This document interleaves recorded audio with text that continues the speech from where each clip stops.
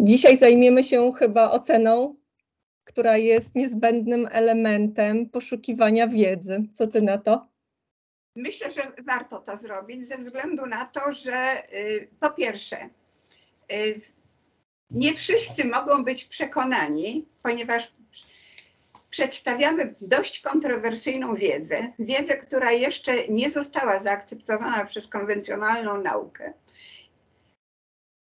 I w grę tutaj wchodzą zarówno badania wyprzedzające w ramach konwencji, to znaczy prowadzonych dokładnie zgodnie z wymaganiami konwencji, ale w obszarze poza tym, który akceptuje konwencja,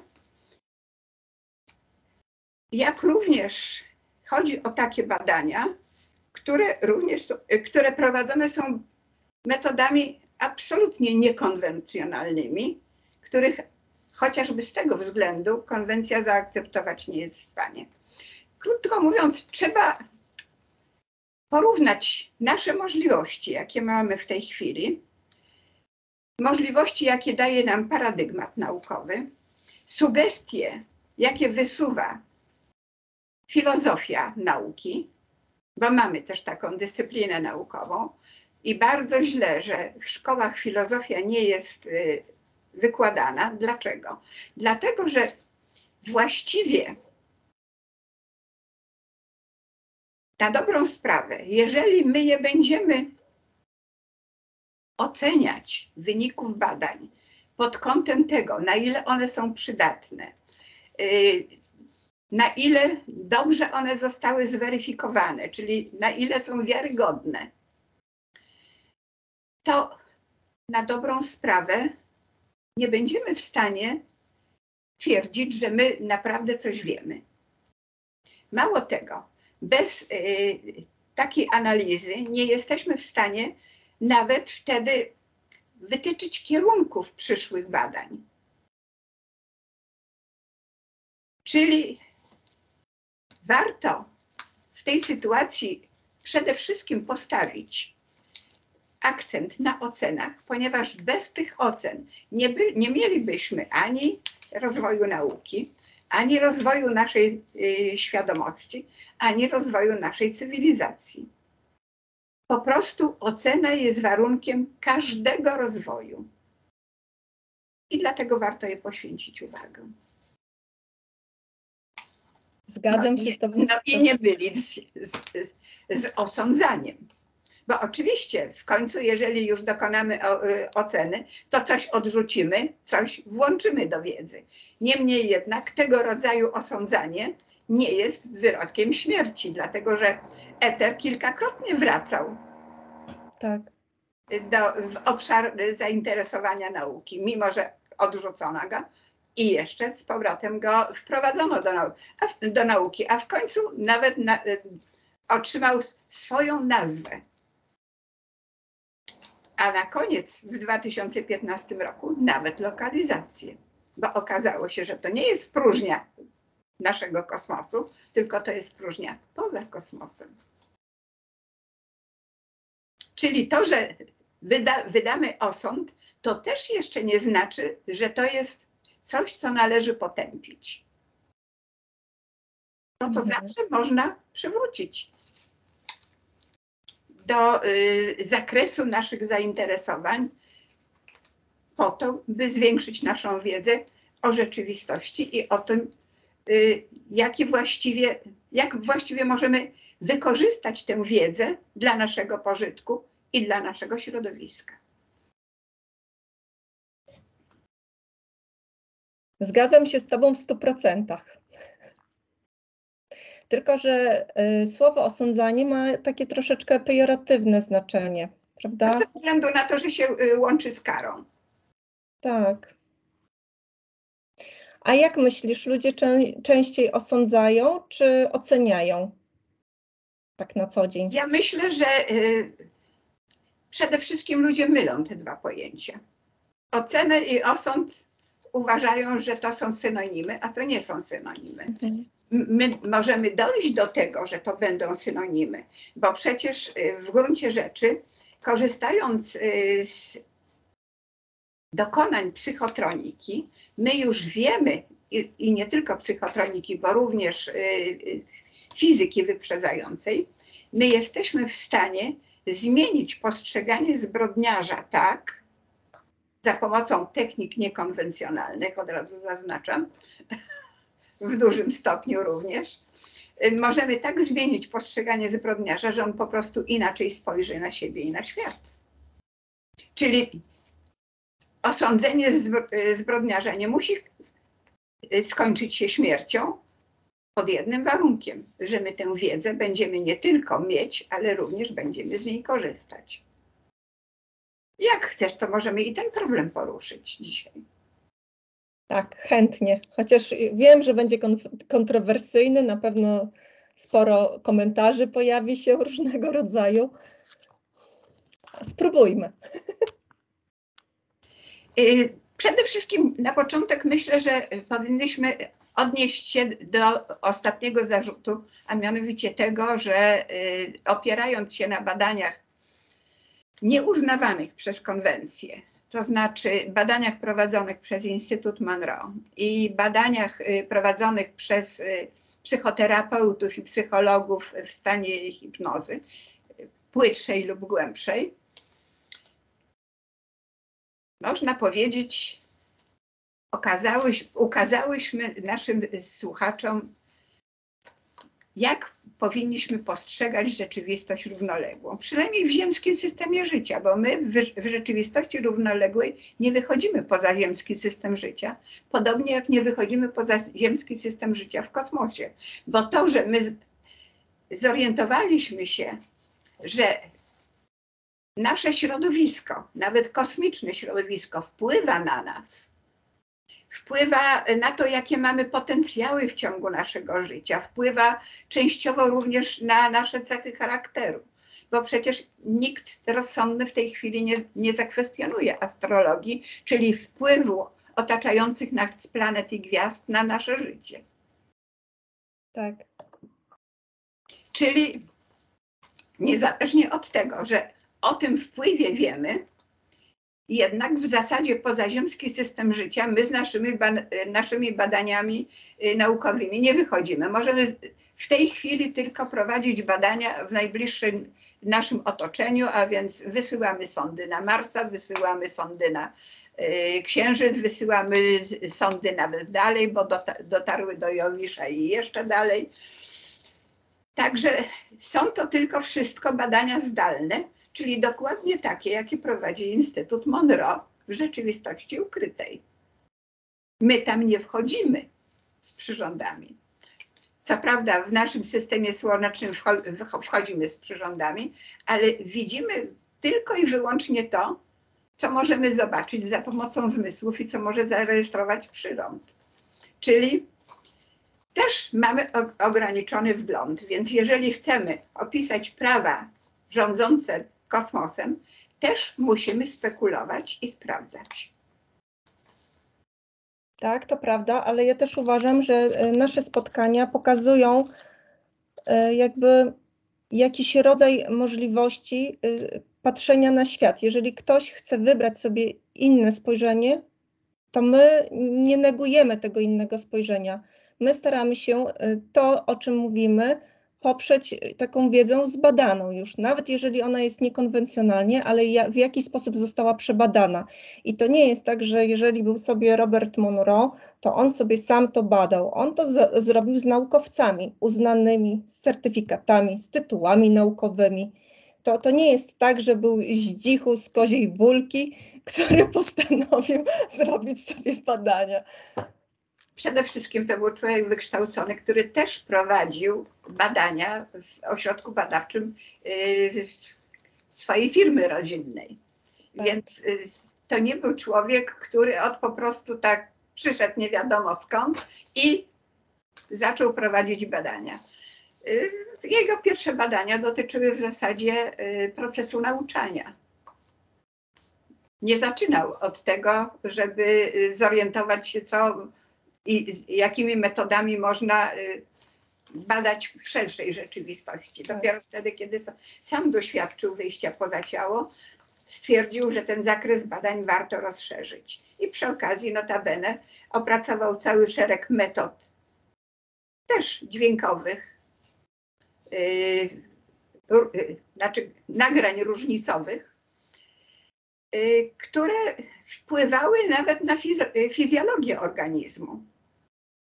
Łagodziły ból, przyspieszały gojenie ran, uspokajały. Także wachlarz, można powiedzieć, środków, którymi posługiwał się Monroe, był ogromny. Już nie mówiąc o tym, że wtedy, kiedy rozpoczęli badania rzeczywistości ukrytej, to po prostu były prowadzone w ściśle określonych warunkach, pod kontrolą. Każdy uczestnik był w odrębnej kabinie dźwiękoszczelnej.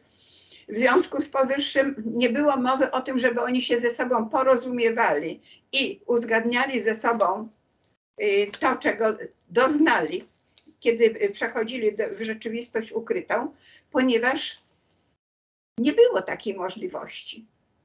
Tak.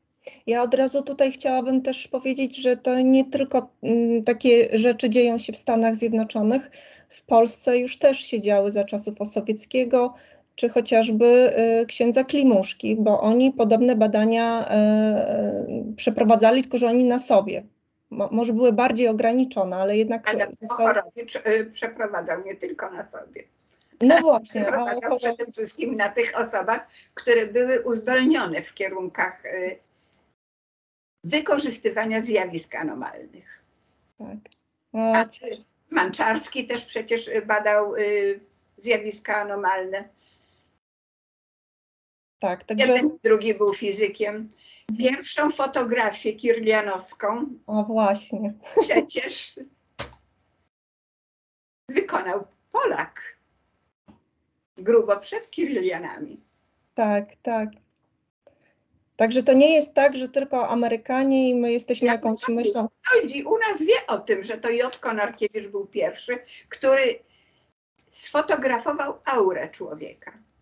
Czyli to, co się znajduje, co można powiedzieć, teoretycznie z nas promieniuje.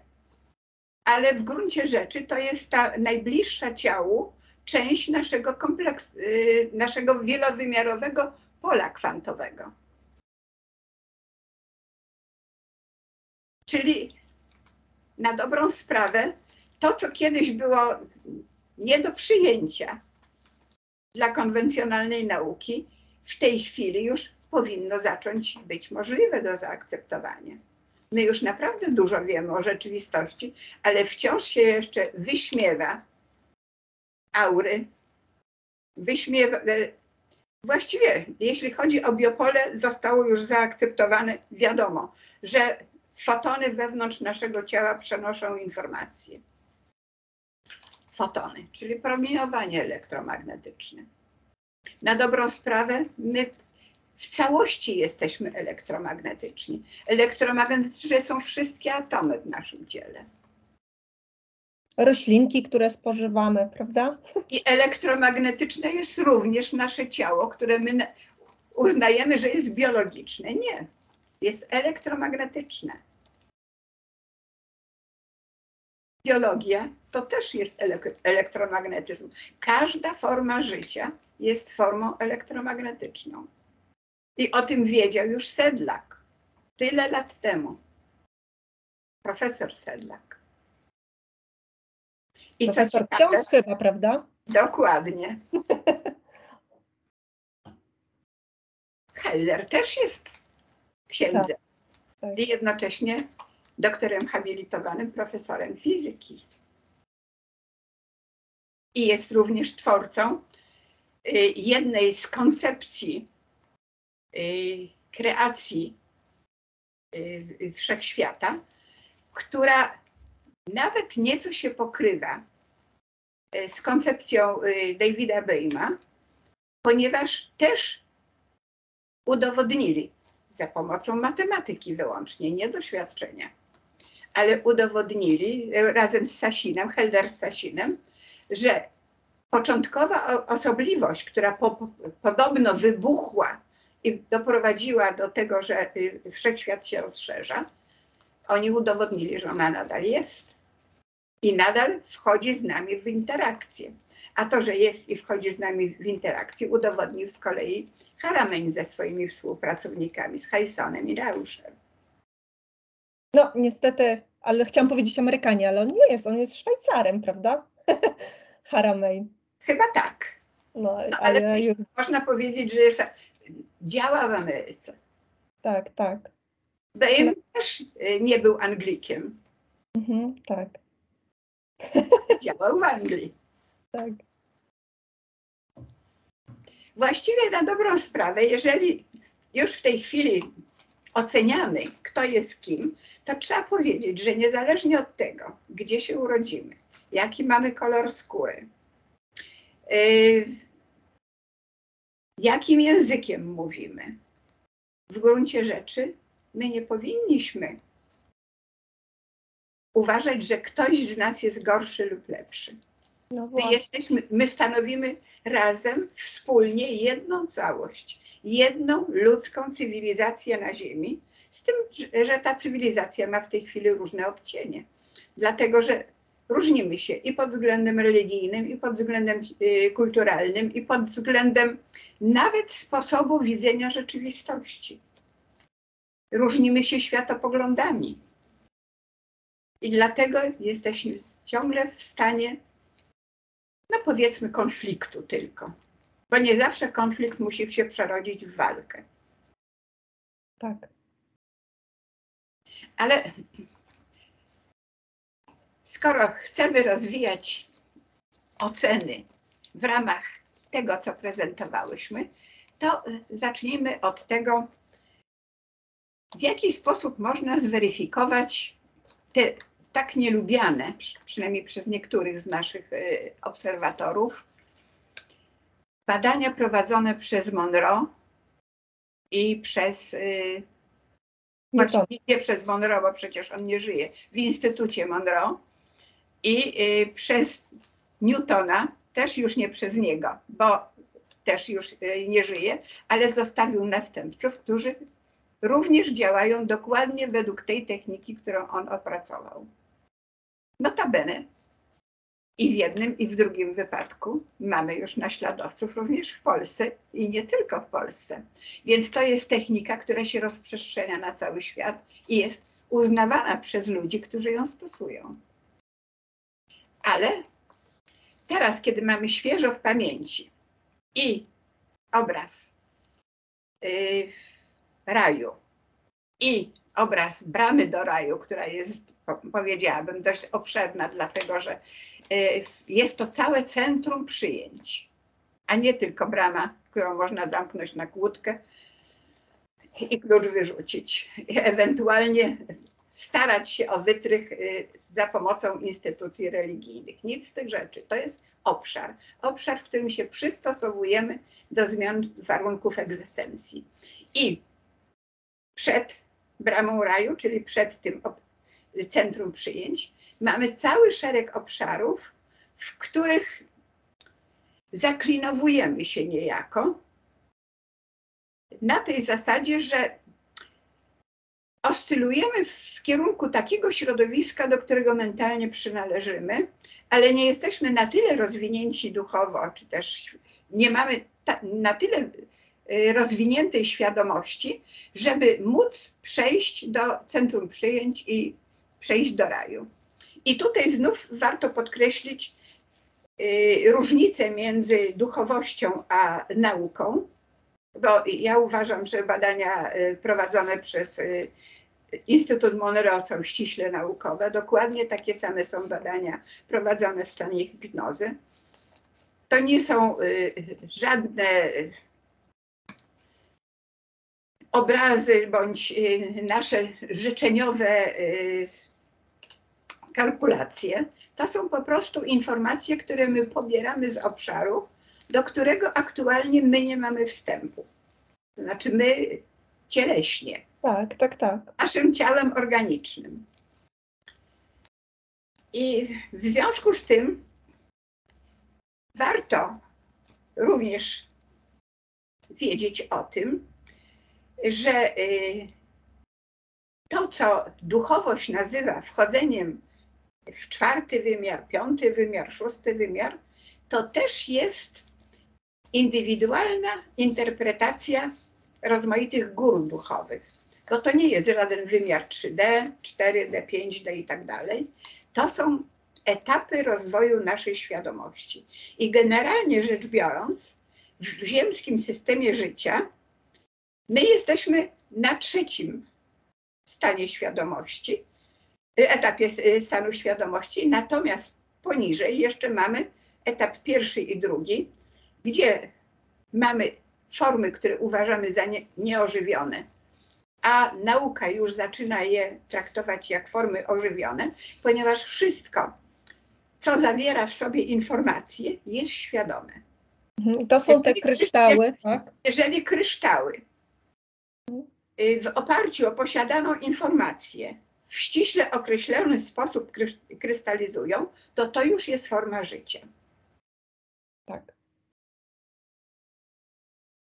Dlatego czym innym jest kanciasty kryształ, bo niestety, ale formy kryształów są kanciaste. Takie formy po prostu kryształ może stworzyć, jak ułożą mu się, mówiąc językiem chemii, atomy. Natomiast jest jeszcze taka pośrednia forma życia jak bakteria, która też jest formą życia i to już jest ten wyższy stopień życia. Wyższy stopień świadomości, ponieważ bakteria jest również świadoma swojego środowiska. Ona jest w stanie wykorzystać informacje o środowisku tak, żeby się do niego przystosować. Bakteria jest w stanie zmienić nawet swoje DNA, przystosowując się do środowiska, jeżeli nie ma możliwości wykorzystać go jako pożywienia. Tak dostosuje swoje DNA, żeby to, co w środowisku się znajduje, mogła przetworzyć. Tak. Czyli to jest też już wyższy stopień świadomości niż skała, niż kryształ. My jesteśmy na 3. etapie rozwoju świadomości i na tym etapie my mamy też cały szereg poziomów. Także nie jest tak, że wszyscy, którzy tutaj się na Ziemi znajdujemy, jesteśmy na tym samym etapie świadomości, ale poziomy naszej świadomości się różnią między sobą. I od tego, w jaki sposób my będziemy tutaj żyć, w jaki sposób my będziemy organizować swoje życie, będzie zależało, czy my będziemy w stanie tę świadomość rozwijać, czy nie. Czy się będziemy w stanie wznosić, czy będziemy się w stanie cofać w rozwoju świadomości. Bo i to jest możliwe. Co prawda w zasadzie nie cofamy się na drabinie ewolucyjnej niżej, ale to tylko odnosi się do tego, że nie cofamy się do form zwierzęcych. Ale w obrębie naszego etapu rozwoju świadomości my możemy obniżyć swój poziom świadomości. I to tylko i wyłącznie na skutek tego, jaki styl życia, jaki sposób życia realizujemy. Jak postrzegamy rzeczywistość, jak postrzegamy inne formy życia wokół siebie, jaki jest nasz stosunek do tych form życia. I w zależności od tego, czy będziemy pełni empatii, zrozumienia, życzliwości dla innej formy życia, to będziemy się wznosić. Jeżeli będziemy wykorzystywać wyłącznie inne formy życia, to niestety, ale nie będziemy w stanie się podnieść na wyższy poziom świadomości. A od tego, jaki mamy poziom świadomości, będzie zależało, gdzie znajdziemy się przed bramą. Przy którym szczebelku? Przy bramie.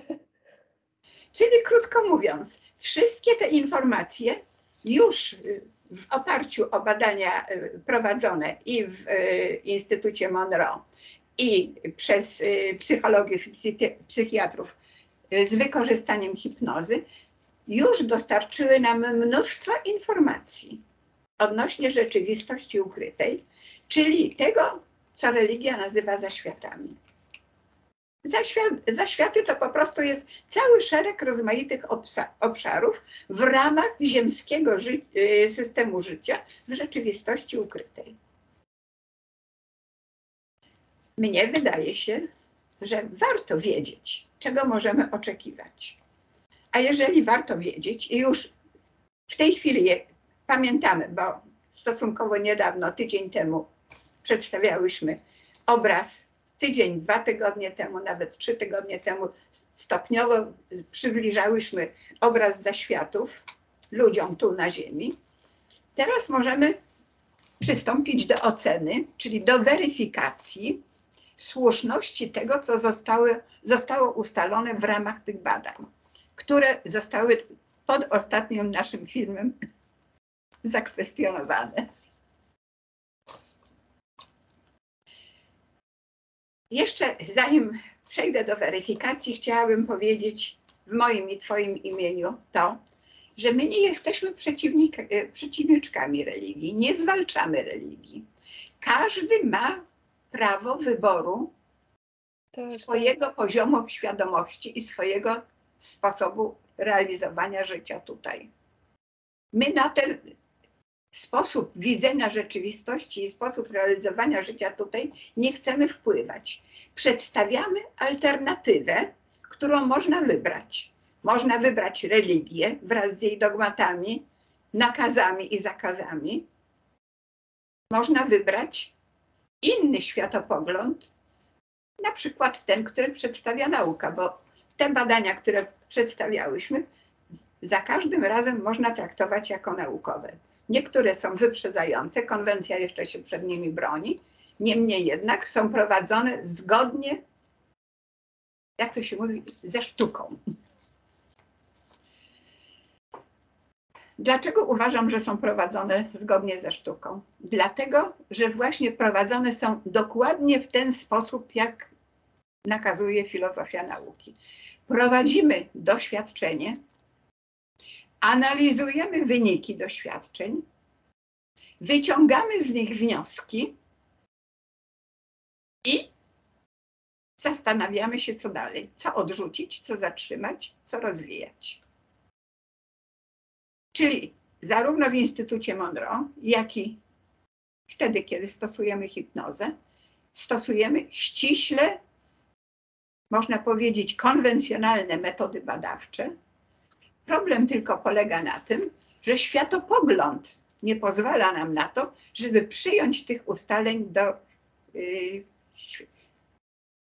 do świadomości, przyjąć za nasze przekonania.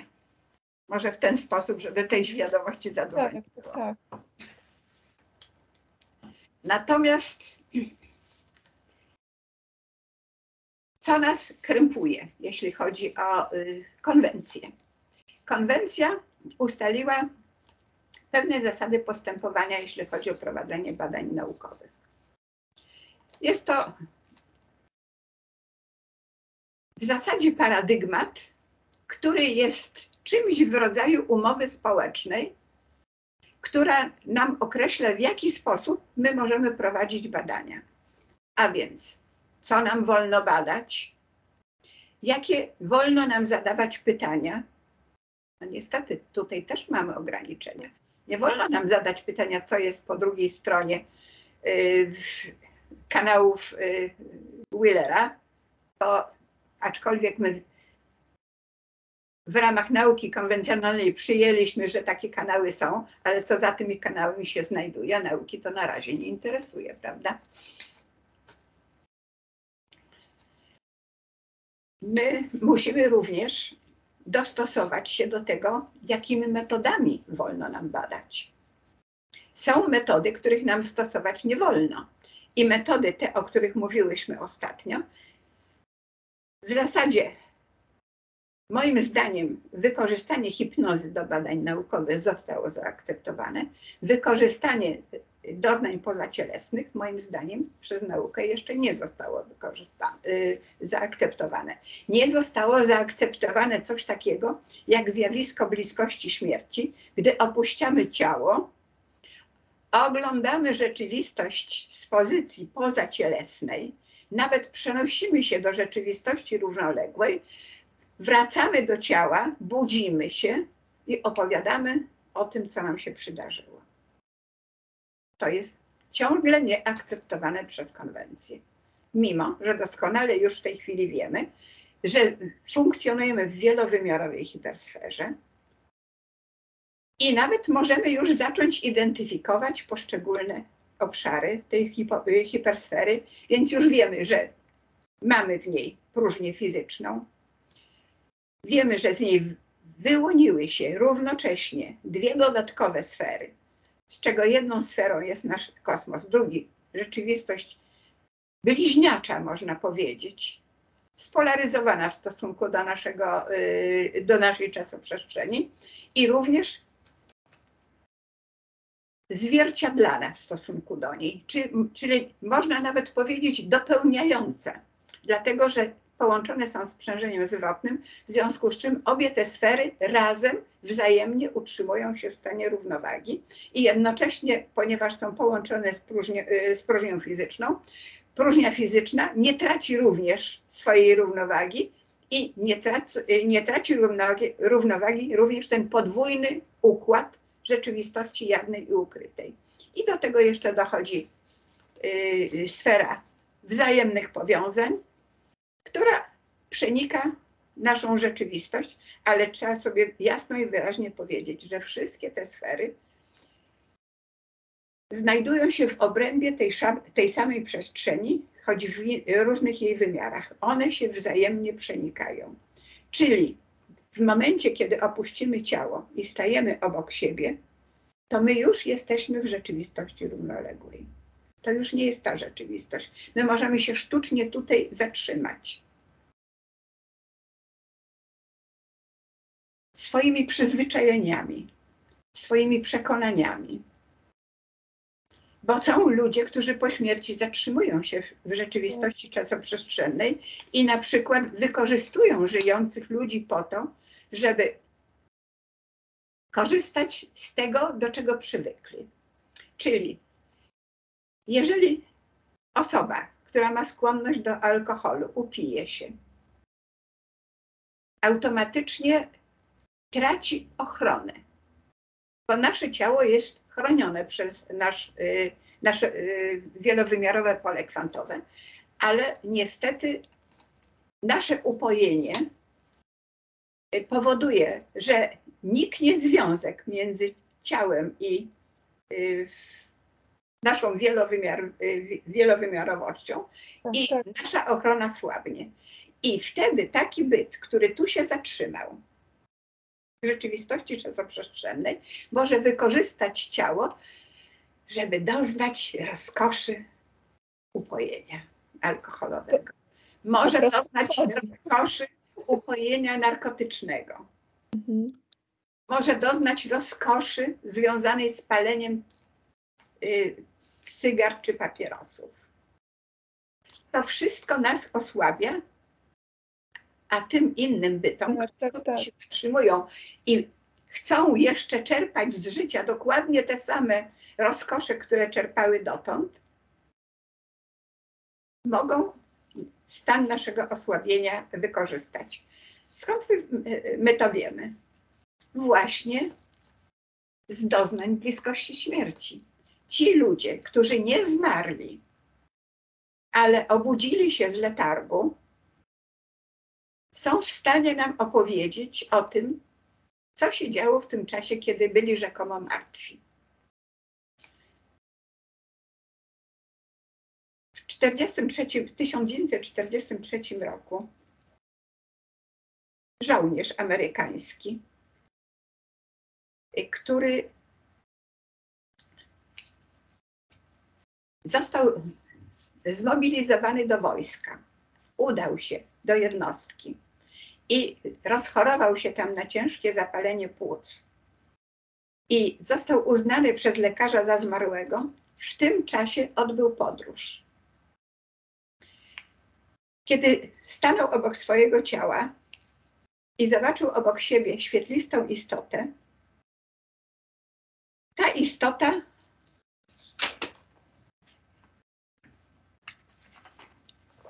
powiodła go poprzez czasoprzestrzeń. Powiodła przez czasoprzestrzeń, przez miasta, w których się zatrzymywali i obserwowali ludzi żyjących. I ten, który rzekomo już był zmarły, widział, że między ludźmi żyjącymi są również ludzie, którzy postradali swoje ciało. Tak. Została tylko ta część, która była z ciałem związana, i usiłowali wchodzić w kontakt z ludźmi żywymi, albo po to, żeby ich przepraszać za to, co w czasie cielesnego życia uczynili złego, albo próbowali coś wyjaśnić, przekazywać wiedzę, którą starannie ukrywali wtedy, kiedy żyli, a potem, kiedy pożegnali się z ciałem, stwierdzili, że rodzina ma kłopoty. Kiedy odwiedzili pap, człowiek, który był na pograniczu życia i śmierci, zauważył, że osoby, które tam przebywały i delektowały się trunkami, miały obok siebie, powiedzmy, duszę, żeby nie używać tego wielkiego, długiego określenia kompleks świadomościowy. Miały obok siebie duszę osób martwych. Tak, tak. Które tylko czekały na moment, kiedy mogą wedrzeć się i zakosztować tych samych rozkoszy. Tak, i jedno to jest, że one się wedrą i wyjdą, ale niektóre zostają. Chyba, że zostają. I tak prawdę powiedziawszy,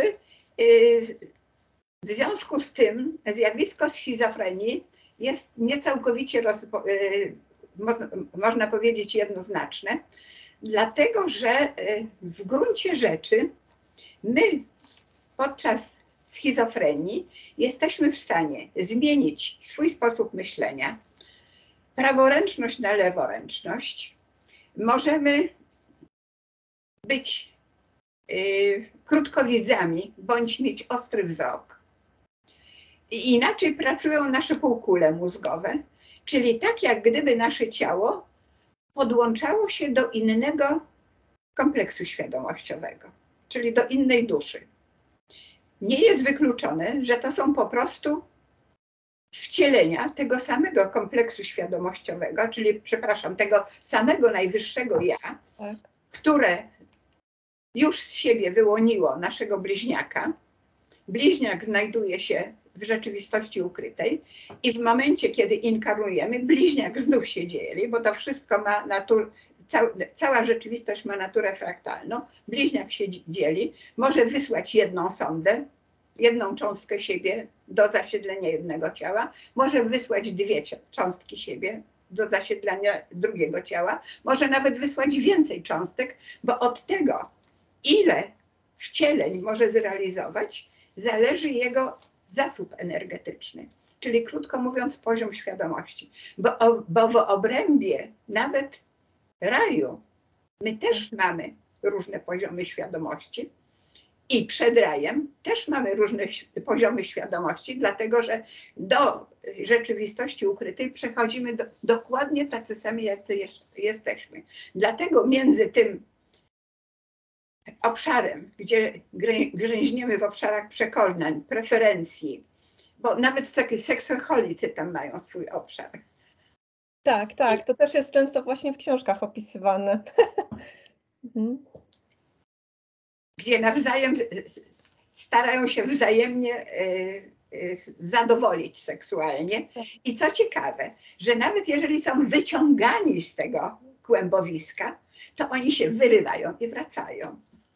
Tak, właśnie, ja przepraszam, że przerwę. Między innymi pani Ilona Kubacka w swoich książkach opisuje, gdy właśnie wybiera się w odwiedziny właśnie do tej rzeczywistości ukrytej, to właśnie często ona musi przejść też przez taki poziom i tam kiedyś starała się jakiegoś mężczyznę odciągnąć i mu wytłumaczyć. On po prostu słuchał, ale nie chciał nawet jej zrozumieć. Z powrotem wrócił do tego kłębowiska.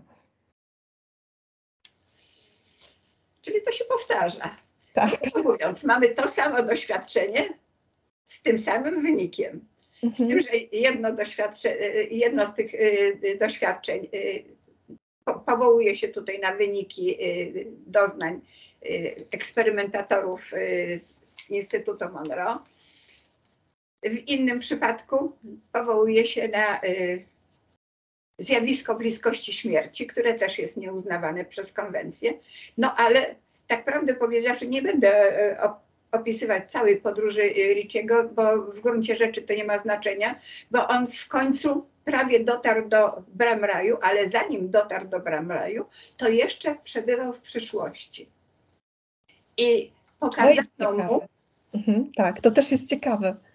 Pokazano mu pracę nad energią jądrową. I jednocześnie przekazano mu informację, że jest to energia niesłychanie niebezpieczna i powinniśmy z niej ostrożnie korzystać. I dlatego, kiedy już po zakończeniu II wojny światowej, bo on oczywiście wrócił do szpitala, gdzie już go uznano za zmarłego, ponieważ pielęgniarz zauważył, że porusza się prześcieradło i ściągnął lekarza, który wykonał zastrzyk adrenaliny do serca i Richie się obudził. Przez długi czas absolutnie z nikim na ten temat nie rozmawiał. Tym bardziej, że jadąc do jednostki, przejeżdżał dokładnie przez to miasto, w którym był w stanie pozacielesnym. Dokładnie wiedział, co będzie za następnym rogiem, zidentyfikował wszystkie te miejsca, w których był, łącznie z klubem, w których obserwował wynikanie postaci pozacielesnych w ciała organiczne. To go w gruncie rzeczy przekonało o tym, że to, co przeżył w czasie swojej rzekomej śmierci, było czymś realnym. I dlatego, kiedy w magazynie przeczytał artykuł dotyczący badań nad energią nuklearną, stwierdził, że musi się podzielić tym, co przeżył w 1943 roku, dlatego, że ludzie powinni wiedzieć, że to jest energia niebezpieczna i nie powinniśmy za bardzo się w tę energię angażować, ponieważ więcej przyniesie ona nam szkody niż pożytku. Ale chyba za bardzo wysłuchany nie był. Nie był wysłuchany.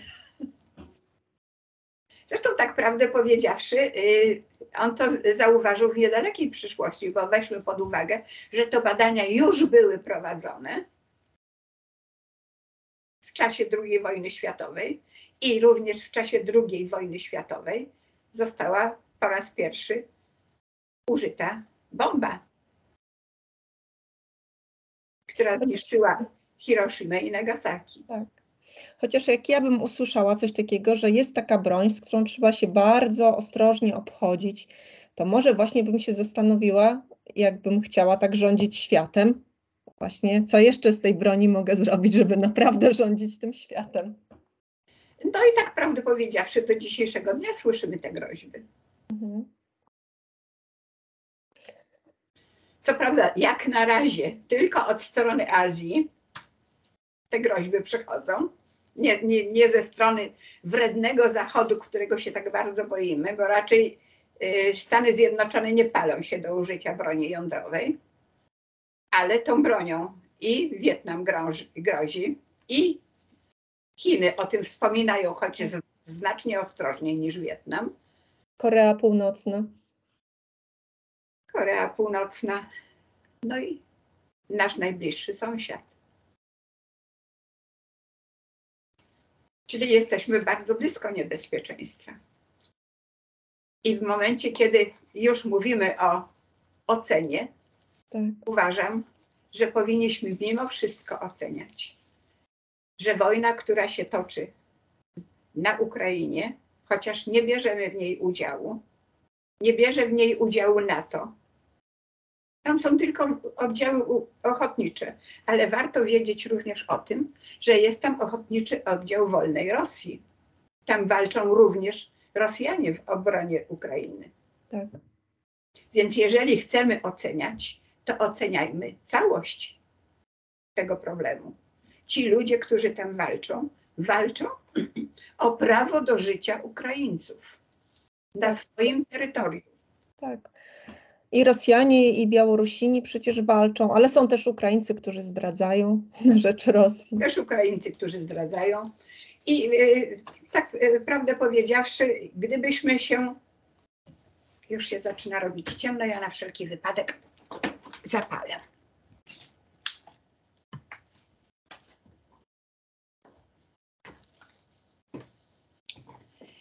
I prawdę powiedziawszy, również powinniśmy wziąć pod uwagę to, że jeżeli Ukraina padnie, jeżeli się podda i nawet nie ocali skrawka swojego terytorium, to zaczynamy graniczyć z Rosją. A Rosja nie ukrywa, Tak. że z Polski i z krajów przybałtyckich chce uczynić strefę komfortu dla siebie. To znaczy strefę, gdzie nie będzie żadnej możliwości ruchu powietrznego, czyli chce się odgrodzić żelazną kurtyną od nas. I jest głęboko o tym przekonana, to znaczy władze Rosji i ich potentaci wojenni są głęboko przekonani, że Zachód się zachwieje i nie stanie w obronie swoich członków NATO, tylko po prostu odda nas walkowerem. Tak, tak może też się zdarzyć. Czyli uważam, że Polacy, którzy twierdzą, że to nie jest nasza wojna, mylą się. Ale znów weszłyśmy na tematy poboczne. Może tylko na zakończenie powiem, że jeżeli oceniamy to, co się dzieje na terenie Ukrainy, musimy również wziąć pod uwagę to, że nie wchodzą tam obce wojska. Tam walczy Ukraina z Rosją. Nawet jeżeli były tam prowadzone badania biologiczne w laboratoriach ukraińskich, chociaż nie mamy żadnej informacji na temat tego, czy tam były prowadzone jakiekolwiek badania nad bronią biologiczną. Mamy tylko bardzo niepewne informacje i też nie wiadomo, czy to nie jest fałszywa informacja, że wykonywano badania na zlecenie Stanów Zjednoczonych. No ale wiadomo, jeżeli w Ukrainie prowadzono badania na zlecenie Stanów Zjednoczonych, to już automatycznie one są podejrzane. Ale na podstawie podejrzeń wywołano wojnę w Iraku. Zupełnie bezpodstawnie. Jaką mamy gwarancję, że wojna wywołana w Ukrainie też została bezpodstawnie wywołana? Zarzuca im się, że są nacjonalistami. A w Polsce nacjonalistów nie mamy. Zarzuca się im faszyzm. W Polsce faszystów nie mamy. Mamy. Jaką mamy gwarancję? Czy te same zarzuty nie zostaną postawione Polsce? A to jest tylko ocena, żaden osąd. Bądźmy uczciwi w stosunku do Ukraińców. Nie pamiętajmy wiecznie o rzezi wołyńskiej. Nie pamiętajmy o powstaniu Chmielnickiego i zmaganiach z Ukraińcami, wtedy, kiedy oni też walczyli o swoje prawo do życia na swojej ziemi. Tak, tutaj by się w ogóle taka pogłębiona analiza polityczno-historyczna przydała. My tym się tematem nie będziemy zajmować, niemniej jednak to nie jest tak, że jakby ale to nie wszystko wchodzi w i nie wiemy. kwestię oceny. Ocena to nie wyrok. My tę ocenę możemy zmienić w każdej chwili. Oczywiście. Jeżeli się zmieni sytuacja. Jeżeli będziemy ciągle żyć przeszłością, to nie stworzymy jeżeli będziemy żyć wrogą przeszłością, nigdy nie stworzymy przyjaznej przyszłości. Tak, polityka. O tym mówią wszystkie wykłady Unity.pl. które są prawdopodobnie słuchane przez wielu Polaków. Nie mylmy duchowości z brakiem oceny. My mamy prawo oceniać, my mamy obowiązek oceniać także sytuację bieżącą. My żyjemy dziś i zmieniamy rzeczywistość tak, żeby ona była dla nas lepsza, a nie gorsza. I dlatego my tylko i wyłącznie wspieramy maleńką Ukrainę walczącą przeciwko ogromnej Rosji. Rosjanie są w stanie Ukraińców przykryć czapkami. Oni nie muszą tam nawet wchodzić z bronią. Ich jest po prostu więcej. Są silniejsi również pod tym względem, że dysponują bronią nuklearną. Ukraina nią nie dysponuje. I przypominam, że w momencie, kiedy rozbrajano Ukrainę, bo ona została rozbrojona, Rosja stała się jednym z gwarantów jej niepodległości. Już się tego nie pamięta? Ja myślę, że ludzie nawet o tym nie wiedzą. Nie to, że nie pamiętają, po prostu nie wiedzą. Nawet jak są z takiego Ale to jest czasu, informacja dostępna. Jeżeli ja do niej dotarłam, dlaczego inni nie docierają? Jeżeli chcą wiedzieć, kto jest winny, kto odpowiada za wojnę wywołaną na Ukrainie. No to trzeba chyba chcieć dokonać jakiejś takiej analizy pogłębionej. No, tak się nie da, tylko oglądając, nie wiem, telewizję, nawet wszystkie programy, ale... W porządku, chcemy, żeby ta wojna się zakończyła. Ofiary są po obu stronach. Giną Rosjanie, giną Ukraińcy. Pragniemy, żeby się zakończyła. Jeżeli maleńka Ukraina broni się przeciwko agresywnej Rosji, która nie chce ustąpić z jej terytoriów, bo już kilka terytoriów zagarnęła i walczy teraz o ich utrzymanie. Mało tego, jeszcze chce zdobyć przesmyk lądowy do Krymu z tych zagarniętych republik. Tak. Znaczy, ja bym nie powiedziała, że Ukraina... My mamy prawo, też tylko oceniając, nie wydając żadnych wyroków, czy my mamy prawo bronić inne państwa przed udzielaniem im pomocy, znaczy powstrzymywać inne państwa przed udzielaniem im pomocy. Nie mamy prawa. Ukraina ma prawo się bronić. Nie ma czym.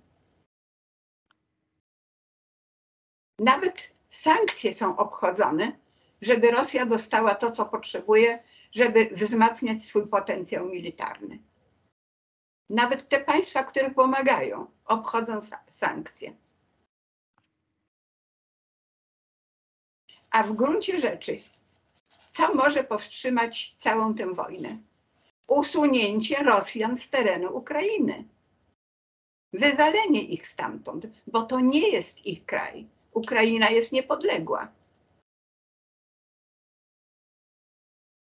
I nieprawdą jest,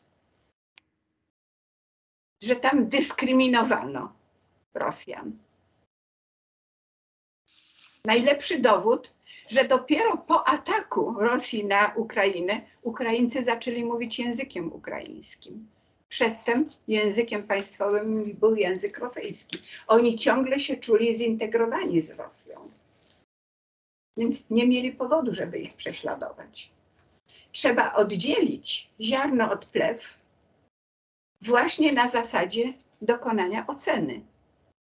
I jeżeli jakaś informacja, i tu jest dokładnie ta sama sytuacja jak w przypadku badań niekonwencjonalnych, jeżeli jakaś informacja jest niespójna z całością tego, co wiemy na temat jakiegoś konfliktu, to odrzućmy te informacje, które są niespójne, bo najprawdopodobniej są fałszywe. Kryterium spójności jest najlepszym kryterium, które można używać w każdej sytuacji, nie tylko w stosunku do badań naukowych, również w stosunku do analizy tego, co się dzieje tu i teraz. tu, w naszej najbliższej okolicy. I koniec z Ukrainą, wracamy do raju, do rzeczywistości równoległej. Już zweryfikowałyśmy część informacji dostarczanych przez Instytut Monroe i przez hipnozę za pomocą doświadczeń, nawet jednego doświadczenia w bliskości śmierci. Nie ma sensu wchodzić w to, bo w zasadzie jeżeli się zainteresujemy publikacjami, czy na przykład Elizabeth Kubler-Ross, która była znanym tanatologiem, ona po prostu wręcz starała się badać to zjawisko bliskości śmierci.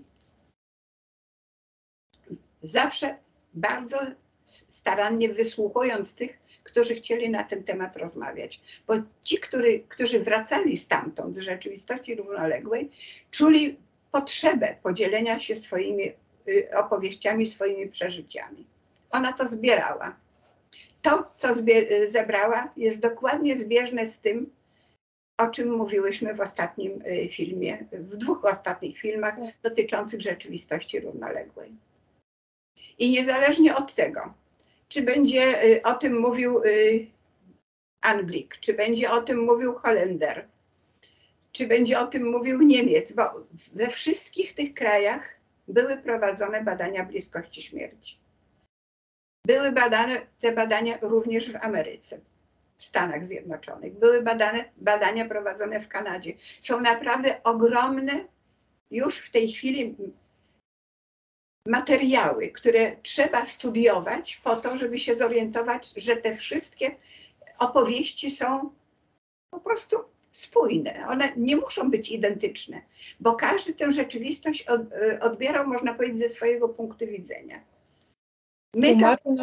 My tam przechodzimy dokładnie tacy sami, jacy jesteśmy tutaj, z naszą wiedzą, z naszym bankiem danych.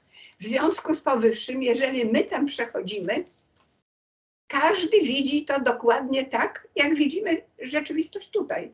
Mamy wypadek, mnóstwo świadków, każdy wiedział co innego. Tak. Rzeczywistość tutaj nigdy nie jest obiektywna, zawsze jest subiektywno-obiektywna i trzeba być bardzo ostrożnym z wydawaniem osądu, ale opinia musi być jakaś podjęta. Ocena tego, co się zdarzyło.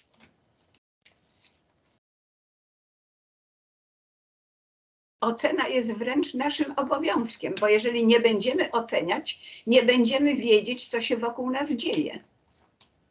Tak, nie będziemy w stanie nawet zdobywać wyższego poziomu świadomości, bo nasza świadomość będzie zawsze nikła. Tak, poza tym no, ta ocena ona jest potrzebna generalnie w nauce. No, Nie w nauce, w życiu codziennym. No tutaj analizowałyśmy taki przypadek skrajny, wojny na Ukrainie, tak. Ale ocena jest konieczna. Nie ocena. No jest. Ocena tak, jest ale konieczna. Tak, ja tu jeszcze chciałam tylko dać taką drobną uwagę, którą na pewno wszyscy w swoim życiu przeżyli, a mianowicie II wojnę światową i powstanie warszawskie, gdzie później, jak już to powstanie, wiadomo, upadło, została podpisana kapitulacja, to my wszyscy jako uczniowie podejmowaliśmy się oceny, czy podjęcie decyzji dotyczącej tego powstania, czy było słuszne, czy niesłuszne. I dawaliśmy rekomendacje na przyszłość. Każdy z nas chyba to w szkole przerobił. Czyli dokonywaliśmy analizy i oceny jakichś zdarzeń. Za moich czasów się tej oceny nie dokonywało. Ale zauważ, że ja jestem wojenna dziewczyna. To ja jestem dziewczyna stanu wojennego. To już można było. Nie, to nawet nie stanu, Boże, ja przed stanem, ja w stanie wojennym już mogłam ocenić. To nie jest co najmniej i można powiedzieć jedno pokolenie różnicy, jeśli nie więcej. Nie. Jeśli liczyć pokolenie 20 lat, to nawet więcej. Nie dużo więcej. No dobrze, mamy tą ocenę zrobioną. mamy ocenę, jeśli chodzi, po prostu warto było o to zahaczyć, żeby pokazać, że ocena jest zawsze ważna. Nawet w momencie, kiedy rozpatrujemy kwestię tego, co nam się przekazuje w ramach duchowości. Bo ocena to jest też kwestia duchowości. Te poziomy, etapy rozwoju świadomości, o których mówiłam, to też są elementy duchowości, ale zauważ, jak one zostały już zniekształcone przez duchowość. My ciągle mówimy o wymiarach. My przechodzimy do 4. wymiaru, do 5. wymiaru. My do 4. wymiaru to przechodzimy tylko i wyłącznie wtedy, kiedy mamy tak wysoki poziom świadomości, że przebijamy się przez bramę raju, czyli przez park. Jeśli nie dotrzemy do parku, to pozostajemy na 3. stopniu świadomości i z tym 3. stopniem świadomości wracamy z powrotem na ziemię. I nie liczmy na to, że my będziemy w związku z tym specjalnie predestynowani do tego, żeby się rozwijać. Tak, bo byśmy tak. po prostu wrócili w to samo miejsce, gdzie byliśmy. Mhm.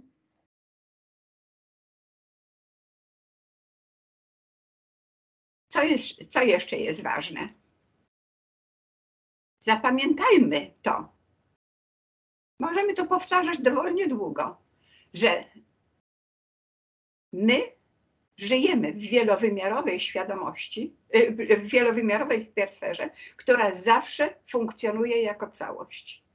Nie możemy wyodrębnić jednego wymiaru po to, żeby się o jeden wymiar gdzieś przenieść. To są zawsze obszary, w których jest kilka wymiarów. Ale one i tak zawsze funkcjonują jako całość. Mówię o wymiarach przestrzennych. Tak. Natomiast w momencie, kiedy przechodzimy przez bramę raju, jesteśmy już na kolejnym etapie rozwoju świadomości. 4. Nie jesteśmy w 4. wymiarze, bo to jest ten sam w gruncie rzeczy obszar. To jest rzeczywistość ukryta, która posiada wewnątrz siebie całe mnóstwo obszarów, nawet w obrębie ziemskiego systemu życia.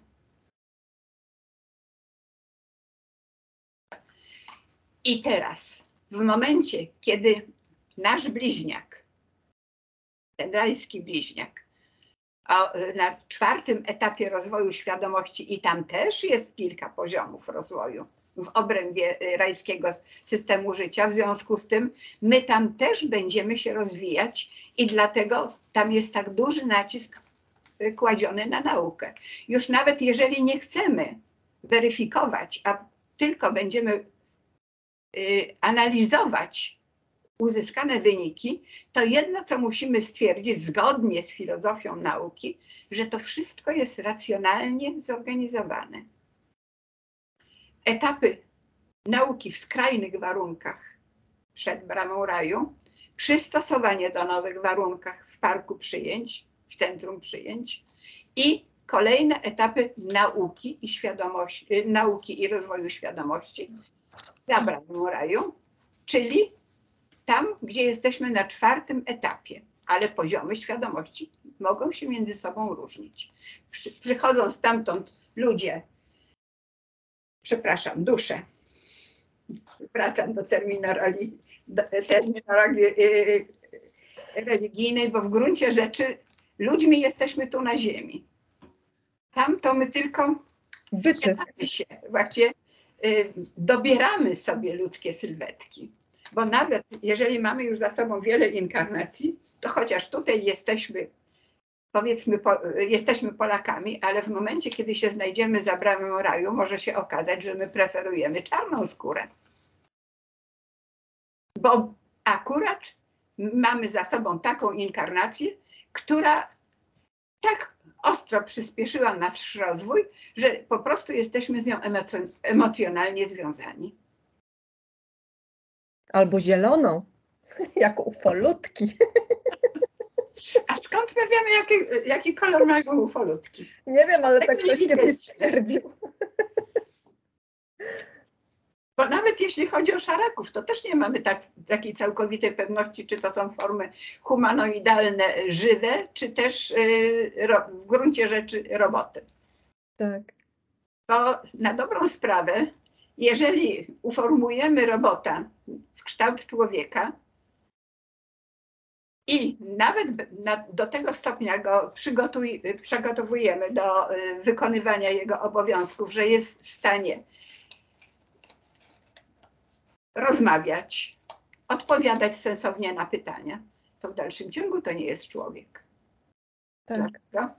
Dlatego, że brakuje mu tego bliźniaka w rzeczywistości ukrytej. Tak, tak, to prawda.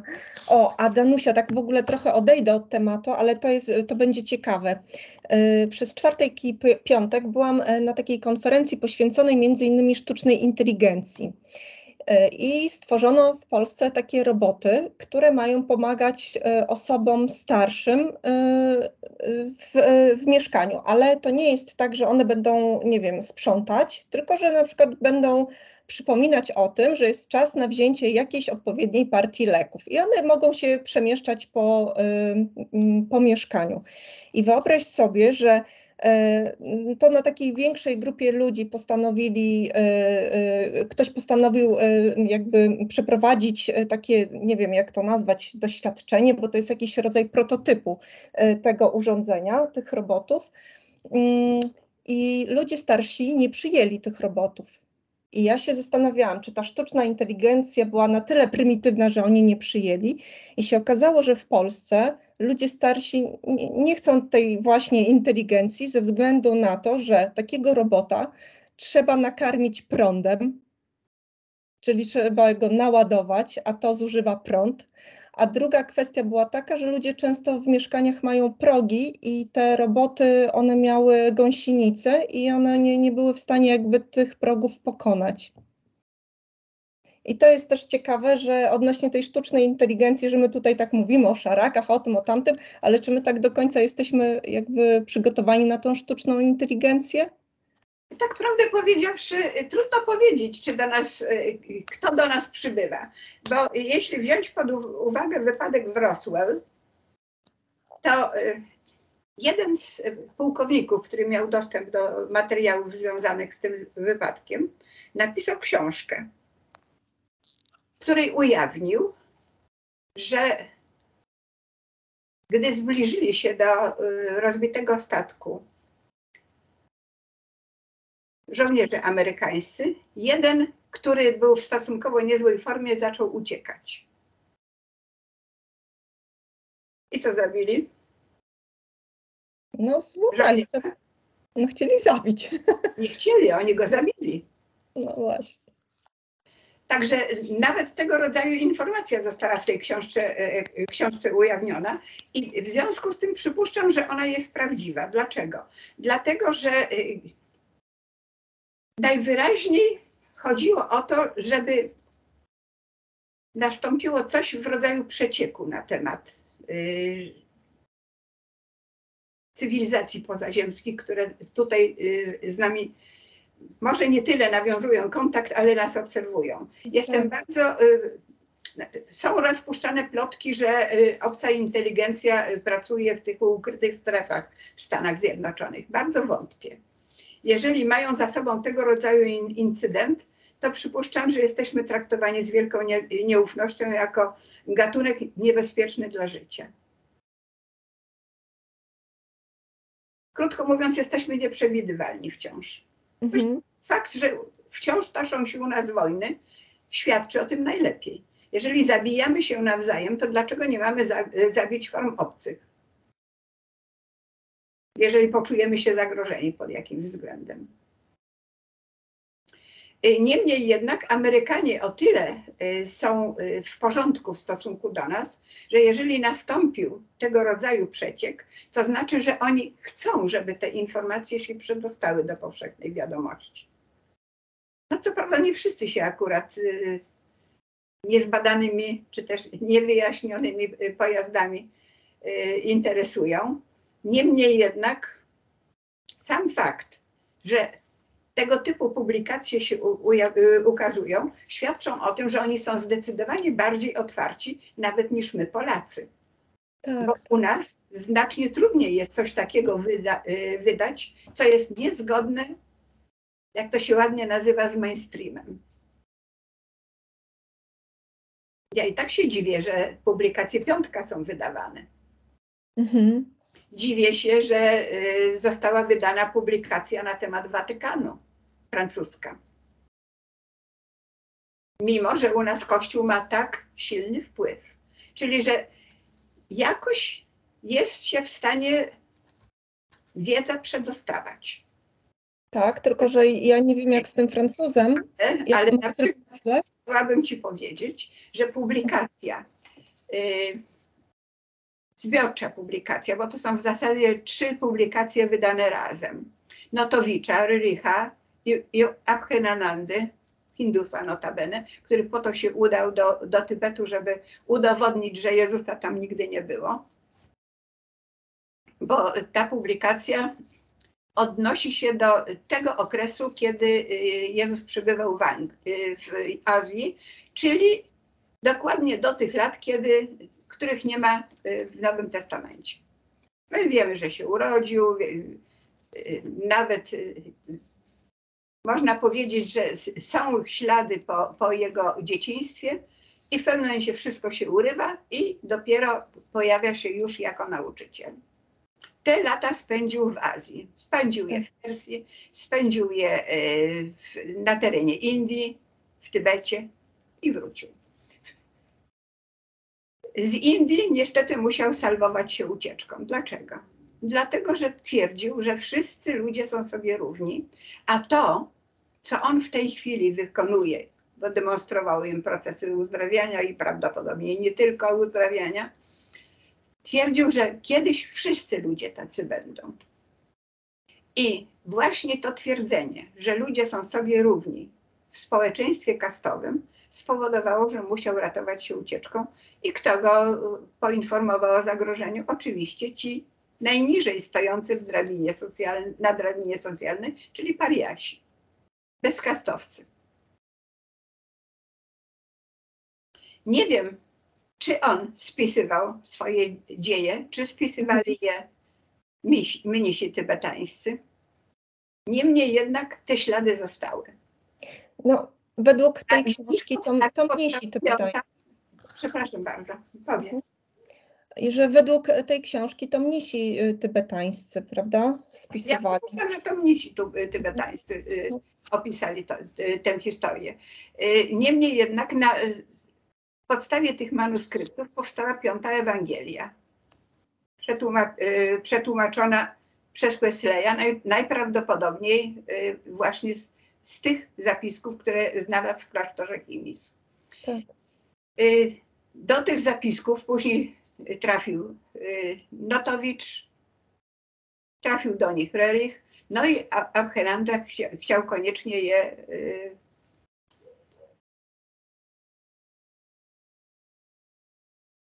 trudno powiedzieć, że wyeliminować. On chciał po prostu zaprzeczyć tym wcześniejszym doniesieniom. I po przejrzeniu tych dokumentów, po zapoznaniu się z nimi, nie wiem, czy potrzebował do tego tłumacza, czy nie, ale przypuszczam, że sanskryt powinien być podobny do języka, którym się posługiwali Tybetańczycy. W każdym bądź razie sporządził 3. raport, całkowicie zgodny z 2 poprzednimi. I teraz, skoro mówimy o dostępie do informacji, wszyscy autorzy nie żyją. W zasadzie nikt nie ma praw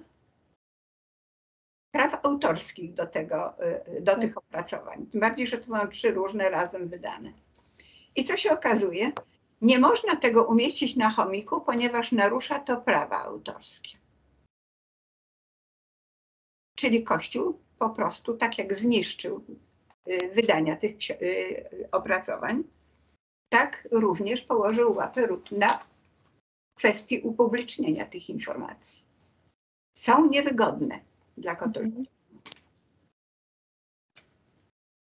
Czyli z dostępem do informacji mamy wszędzie problem. Nic dziwnego, jeżeli się w przestrzeni publicznej pojawia tyle fałszu. Nic dziwnego, że ci, którzy nas komentują, nie mówię, że wszyscy, jest to niestety na szczęście niewielki odsetek, niemniej jednak pojawiają się komentarze, które podważają prawdziwość tego, o czym mówimy. W związku z tym zostawmy na razie czasy teraźniejsze, zostawmy na razie na boku kwestię dostępu do informacji, kwestię dostępu do informacji na temat tego, co się zdarzyło na USS Eldridge. Przejdźmy znów do naszej rzeczywistości równoległej. Czy to, o czym informują nas eksperymentatorzy Instytutu Monroe i klienci psychoterapeutów, którzy stosują do wglądu w rzeczywistość niejawną hipnozę, czy one są weryfikowalne, czy nie. Już wiemy, że weryfikują je doświadczenia w stanie bliskości śmierci. Bo oczywiście nie wchodzi tu tylko ten raport, czy też książka napisana przez Richiego, bo tych dokumentów mamy znacznie więcej. Ibn Aleksander przeżył, co prawda nie śmierć, ale stan śpiączki.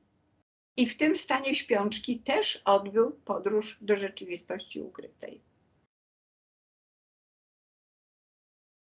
Tak jak wspomniałam, Elizabeth Kübler-Ross przytacza cały szereg tego rodzaju doświadczeń. Również mamy tego rodzaju opisy przytaczane przez głównie kardiochirurgów. Widocznie najczęściej im ludzie wchodzą w stan bliskości śmierci podczas operacji. I tych raportów też jest bardzo dużo. Mało tego, nawet były prowadzone badania tego zjawiska. Były tworzone zespoły międzynarodowe, które zestawiały ze sobą wyniki tych badań i okazywało się, że wszystko jest spójne. Bo nawet różnice są niewielkie. W gruncie rzeczy, w momencie, kiedy tam się przechodzi i jeszcze przejdzie się do parku przyjęć, czyli tam, gdzie się spotyka świetliste istoty, uzyskujemy tam ogromną liczbę informacji. I dopóki nie przejdziemy tej bramy i nie znajdziemy się za nią, to zawsze jeszcze mamy możliwość powrotu. Nawet Monroe wchodził do parku przyjęć i miał możliwość powrotu. Ci, którzy opisują to, co się dzieje za bramami raju, nie wchodzą za bramy raju. Oni tylko i wyłącznie z pozycji parku przyjęć mają wgląd za bramę raju. Istoty, które z nimi się kontaktują, pokazują im w postaci holograficznych projekcji to, co tam się znajduje. Biblioteka, gdzie można sobie przejrzeć całe swoje życie w różnych wariantach, w różnych wersjach. Można tam... I też tutaj się zastanawiam, czy biblioteka rzeczywiście się znajduje za bramą raju. Może ona się znajduje gdzieś na wysokości bramy raju i w zasadzie łączy te dwa obszary, ponieważ w tym obszarze oprócz biblioteki znajduje się również coś takiego jak to Moen określił, hol wspaniałych pomysłów. I okazuje się, że ci, którzy tu żyją, są tam doskonale w tym holu wspaniałych pomysłów znani, chociaż nie przypominają sobie bytności tam. Czyli my jesteśmy w stanie być tam i pobierać stamtąd informacje też w postaci holograficznych projekcji, dzięki czemu my jesteśmy w stanie nawet w oparciu o te projekcje tworzyć to, co później tutaj w naszej rzeczywistości funkcjonuje. Przecież w ten sposób powstał Megawave 150 Breuersa. Notabene właśnie ten aparat, o którym pamiętaj, żebyśmy go kiedyś wykorzystały wtedy, kiedy będziemy mówić o osądzaniu kryminalistów. Kryminalistów można leczyć. Mamy narzędzia do tego. Mamy, Rosjanie też są w tym dobrzy. Są super. Także wracając teraz do rzeczywistości ukrytej. Mamy jeszcze coś takiego jak channelingi. Channelingi do chwili obecnej są prowadzone. Nie wiem, czy do chwili obecnej jest również stosowana transkomunikacja międzywymiarowa. Na czym polega transkomunikacja wielowymiarowa? Wykorzystujemy do tego aparatury różnego rodzaju. Takie aparaty jak telefony, radioodbiorniki, magnetofony, telewizory, komputery. To wszystko są aparaty, którymi się posługujemy w kontaktach międzywymiarowych. Nie twierdzę, że my jesteśmy inicjatorami tych kontaktów, tak, ale wtedy, kiedy eksploratorzy Monroe wizytowali tę rzeczywistość niejawną, zwrócili im istoty świetliste, zwróciły im uwagę na to, że bardzo ważne są badania transkomunikacyjne. Dokładnie to samo również dowiedział się profesor Ernst Senkowski podczas rozmowy telefonicznej z Chlondem, Augustem Chlondem, zmarłym już, naszym polskim arcybiskupem. On go poinformował o tym, że rzeczywistość ukryta jest bardzo zainteresowana postępem w sprawie komunikacji międzywymiarowej i chwalił Niemców za to, jak bardzo ją rozwinęli. Czyli nawet mamy tego rodzaju porównania i weryfikacje, gdzie wykorzystujemy zupełnie różne techniki badawcze, bo w końcu transkomunikację też można uznać za technikę badawczą, skoro jesteśmy w stanie nawiązać kontakt z istotami znajdującymi się w rzeczywistości równoległej.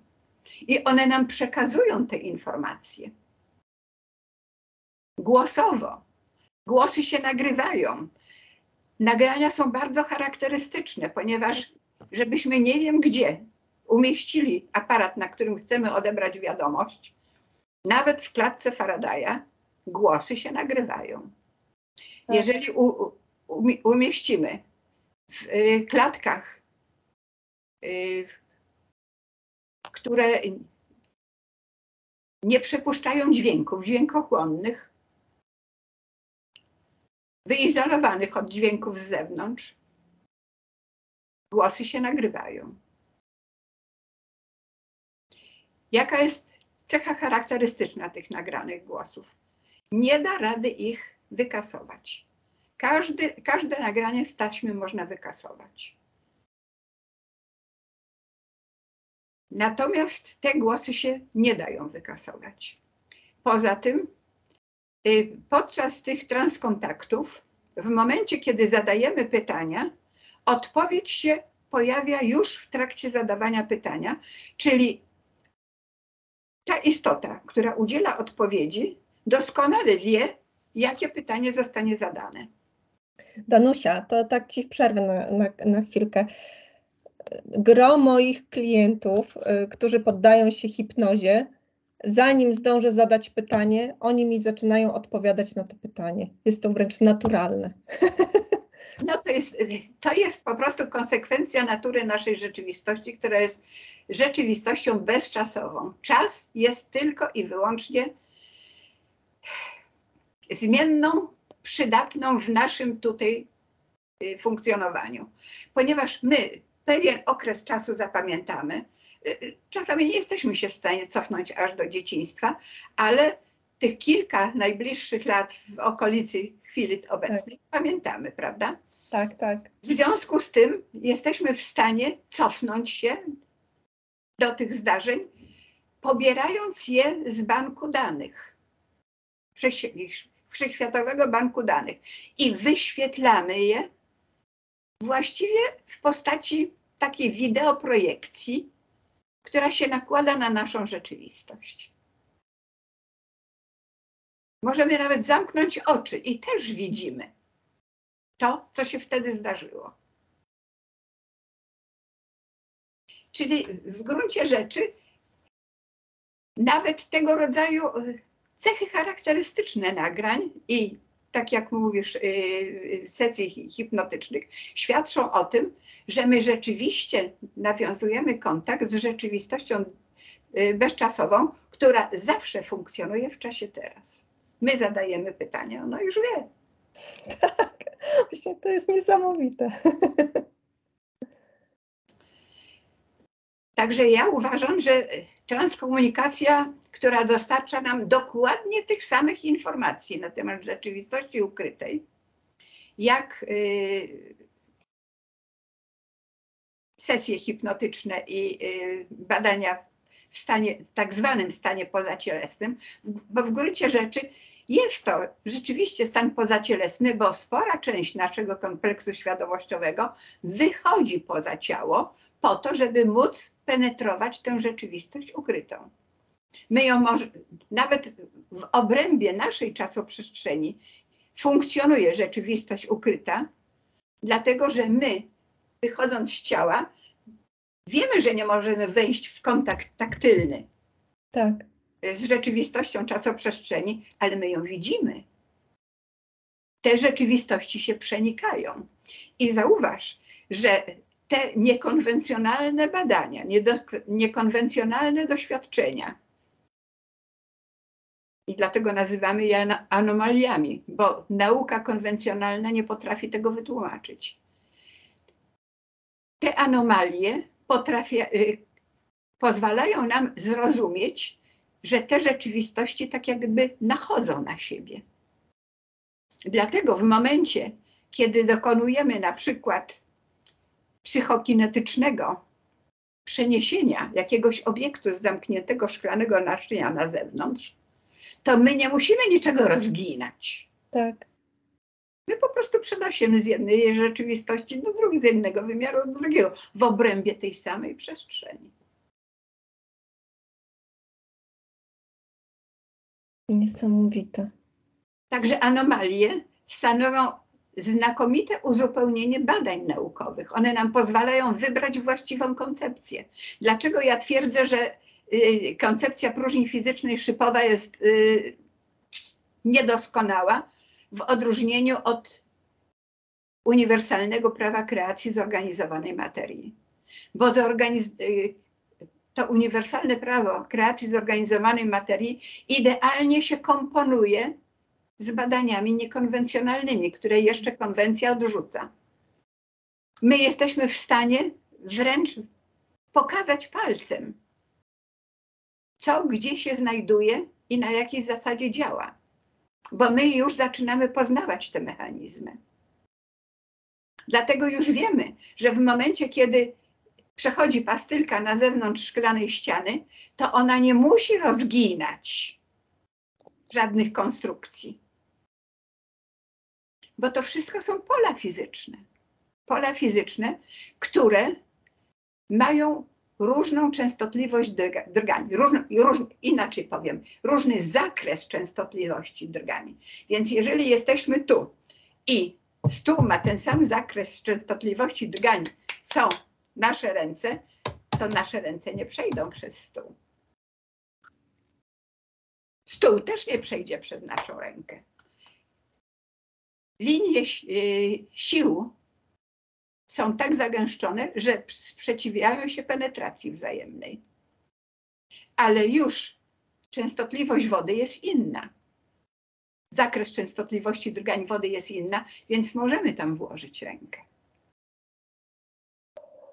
Zakres częstotliwości gazu wokół nas też jest inna, więc znów możemy tam, możemy się swobodnie tutaj poruszać. Owszem, powietrze stawia nam opór, jeżeli się chcemy poruszać szybko, ale jeżeli się poruszamy wolno, poruszamy się bez przeszkód. Więc to jest kwestia różnicy zakresu częstotliwości drgań. I teraz, jeżeli my, czyli nasz kompleks świadomościowy, który ma częstotliwość drgań odpowiadający temu, co się znajduje w rzeczywistości ukrytej, to nie wejdzie w kontakt z rzeczywistością naszą, bo to jest nie ten zakres, nie ten rząd wielkości. Dokładnie to samo będzie, kiedy znajdziemy się już w rzeczywistości ukrytej, tam gdzie nawet tutaj, w rzeczywistości czasoprzestrzennej, gdzie spotkamy kogoś, kto jeszcze na przykład nie opuścił swojego rodzinnego domu, bo nie wiem, opiekuje się swoim majątkiem, uważa, że dalej jest właścicielem. I jeżeli w takim domu Monroe wychodził częściowo, oczywiście, to znaczy jego kompleks świadomościowy częściowo opuszczał ciało, to ta część, która opuściła ciało, była w stanie wejść w kontakt taktylny powiedzmy z duszą osoby zmarłej. Tam znów był ten sam zakres częstotliwości. Nasz kompleks świadomościowy ma inny zakres częstotliwości niż nasze ciało. Ale to, że ma inny zakres częstotliwości niż nasze ciało, nie oznacza, że my nie możemy wejść w kontakt rezonansowy z nim. Możemy i wchodzimy.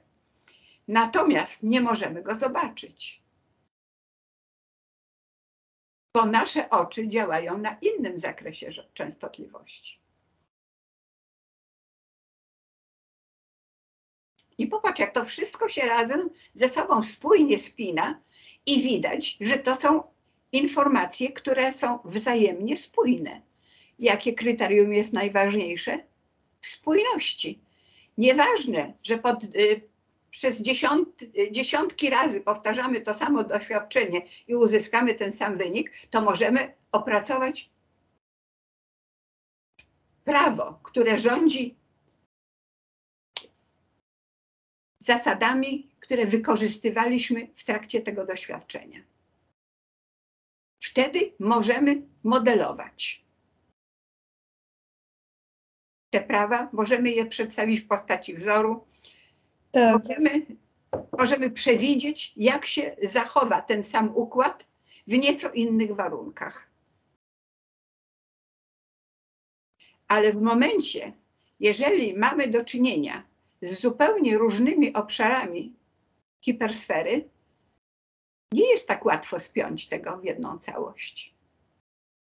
W związku z powyższym, jeżeli my chcemy porównać to, co się dzieje w czasoprzestrzeni, z tym, co się dzieje poza nią, my musimy weryfikować to w inny sposób. Musimy rozszerzyć pojęcie dowodu naukowego i nie opierać się na doświadczeniach, chociaż i doświadczenia się pokrywają, bo spójne są opowiadania ludzi, którzy przeżyli śmierć kliniczną, spójne są raporty ludzi, którzy wizytowali, czy też eksplorowali rzeczywistość ukrytą i zanim opuścili swoją kabinę, musieli zdać dokładny raport, bo te raporty były później zestawiane, porównywane, na ile one są spójne. Dlatego jeżeli grupa opuszcza ciało i przechodzi do rzeczywistości niejawnej, nie może się spotkać ze sobą, dopóki raport nie zostanie sporządzony. Bo to też jest weryfikacja. To jest to samo doświadczenie prowadzone w tych samych warunkach, tak jak było na przykład w czasie tej powodzi w Indiach, którą opisywali, chyba Moen to opisywał. Czyli mamy różnego rodzaju weryfikacje, nawet takie z wielokrotnym powtarzaniem tego samego doświadczenia. Ale oprócz wielokrotnego powtarzania tego samego doświadczenia, czy przy hipnozie, czy przy eksploracji rzeczywistości ukrytej, my mamy jeszcze inne możliwości. Możemy, stosując różne techniki badawcze, transkomunikacja, wyjście poza ciało, hipnoza, badamy to, co jest za tunelem dzielącym te dwie rzeczywistości, zwrotnym. Bo przecież ten kompleks, który wyjdzie z ciała, żeby się tam znaleźć, też musi przejść przez to sprzężenie zwrotne. Ono nie znajduje się gdzieś daleko. Ono się znajduje bardzo blisko, bo to sprzężenie zwrotne jest nawet, prawdę powiedziawszy, leci wzdłuż naszego kręgosłupa. Więc wzdłuż poprzek. Są tacy, którzy lubią wychodzić górą, są tacy, którzy lubią wychodzić bokiem, ale wychodzą. Tak prawdę powiedziawszy, my mamy również i w tym kierunku sprzężenia zwrotnego. No właśnie. Też możemy wychodzić. W tym, bo czakry są też z boku ciała. Przecież mamy 7 głównych, takich można powiedzieć, połączeń tak. I jedno główne. Tak. I oprócz tego biliony połączeń w obrębie każdej komórki. A ile mamy atomów? Jak galaretka chodzimy. Także to się wszystko kupy trzyma. Także tak, jak najbardziej. I to jest właśnie ważne, że niezależnie od tego, jaką techniką prowadzimy badania, jeżeli dochodzimy dokładnie do tych samych rezultatów, nie wniosków, tak. bo dokładnie te same rezultaty opisywał Newton i jego następcy, dokładnie te same rezultaty opisywał Monroe i jego następcy, dokładnie te same rezultaty są opisywane w komunikacji w transkomunikacji międzywymiarowej.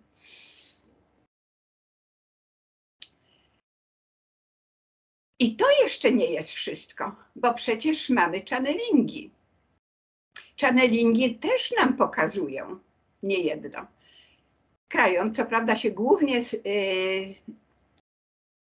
uważam, koncentruje na nauce i to naszej nauce, więc podpowiada nam, nad czym powinniśmy popracować, czym się powinniśmy zająć, na przykład, żeby sięgnąć do energii próżni, bo jak na razie jeszcze z niej nie korzystamy w sposób techniczny. Podpowiada nam, jakie mamy możliwości dzięki próżni technicznej, próżni fizycznej i dzięki korzystaniu z jej zasobów, ponieważ jeżeli mocniej pociągniemy z zasobów próżni fizycznej, jesteśmy w stanie również zmienić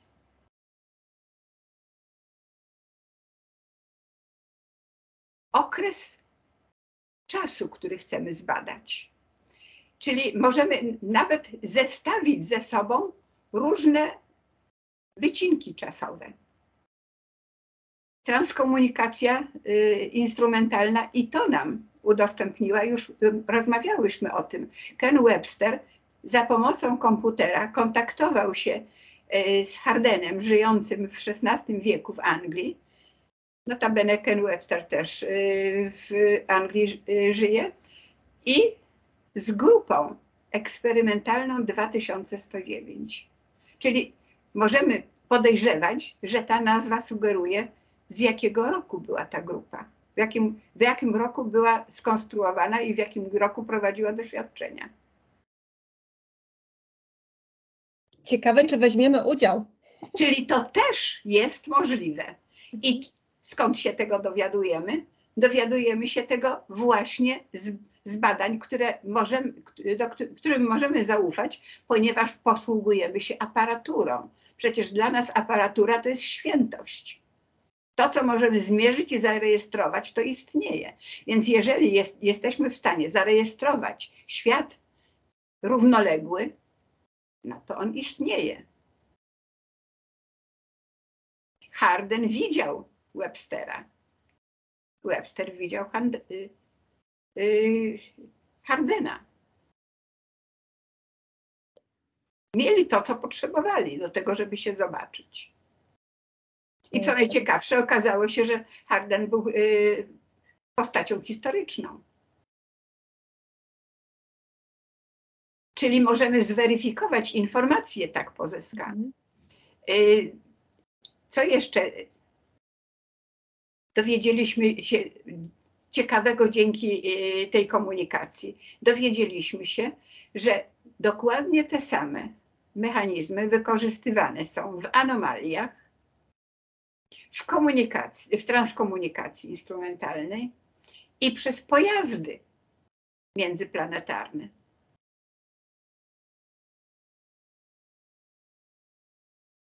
Czyli krótko mówiąc, potrzebna nam jest współpraca naszego kompleksu świadomościowego z aparaturą, żeby się wydostać poza system słoneczny. Ale co ciekawe, w momencie, kiedy wykorzystujemy swój własny dostęp do energii próżni, my możemy to wszystko zrobić bez aparatury. Podobno ci, którzy do nas przybyli po to, żeby nas przeprogramować i zmienić nasze DNA, wykorzystywali w tym celu przeskok kwantowy, a nie pojazd kosmiczny. Czyli krótko mówiąc, teleportowali się do nas. I tutaj znów nawiązuję do uniwersalnego prawa kreacji materii.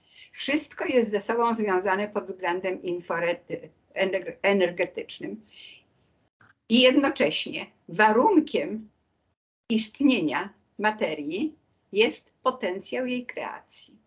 Jeżeli potencjał kreacji znika, automatycznie znika również materia. Czyli w momencie, kiedy kreujemy jakiś obiekt, ta energia, która została spożytkowana na jego utworzenie, jest, można powiedzieć, jak gdyby funkcją stanu materii. I zresztą tak w tej chwili nauka traktuje energię, że to jest funkcja stanu materii. Materia koduje informacje, więc informacja jest funkcją stanu materii. Energia, materia i informacja razem tworzą spójną całość, nierozerwalną.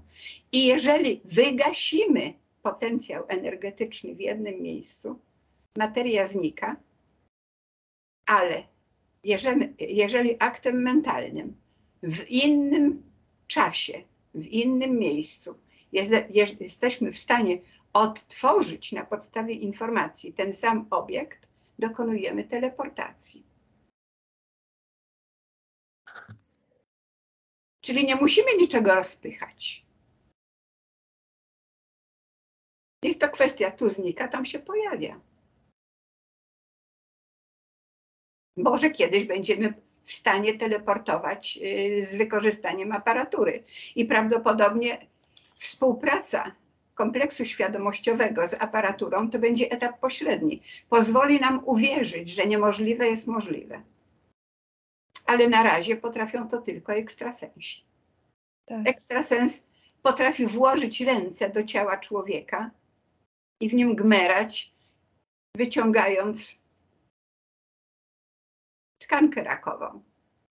A w momencie, kiedy ręką pomacha nad ciałem, nie ma śladu, że tam w ogóle ktokolwiek ingerował. Bo to są wszystko pola. To nie jest materia substancjalna, którą się kroi. Można ją przekroić, ale zawsze po przekrojeniu zostaje ślad. A w momencie, kiedy rozstępuje się w sposób naturalny spina się z powrotem.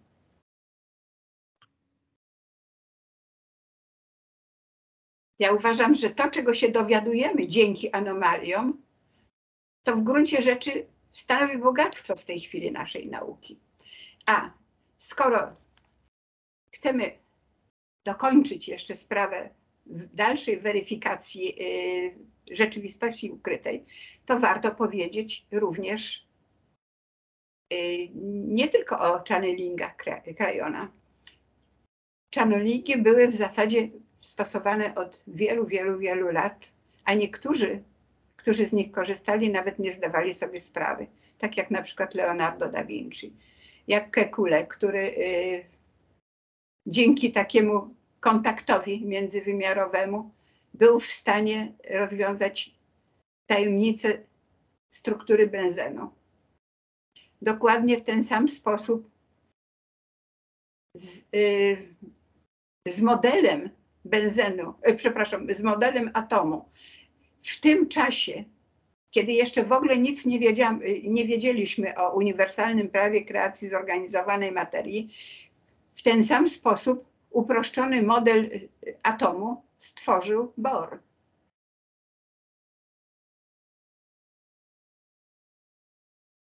Czyli te kontakty my mieliśmy zawsze i ten channeling się odbywał zawsze.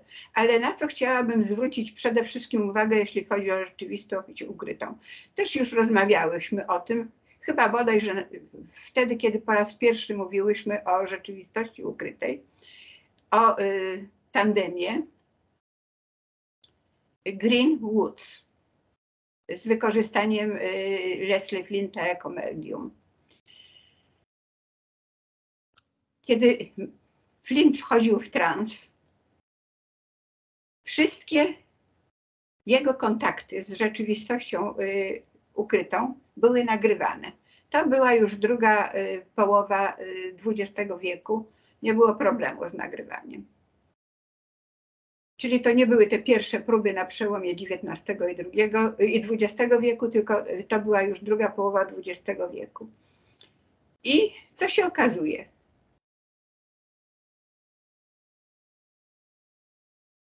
Właściwie na dobrą sprawę te nagrania się mogły nawet wcześniej odbywać.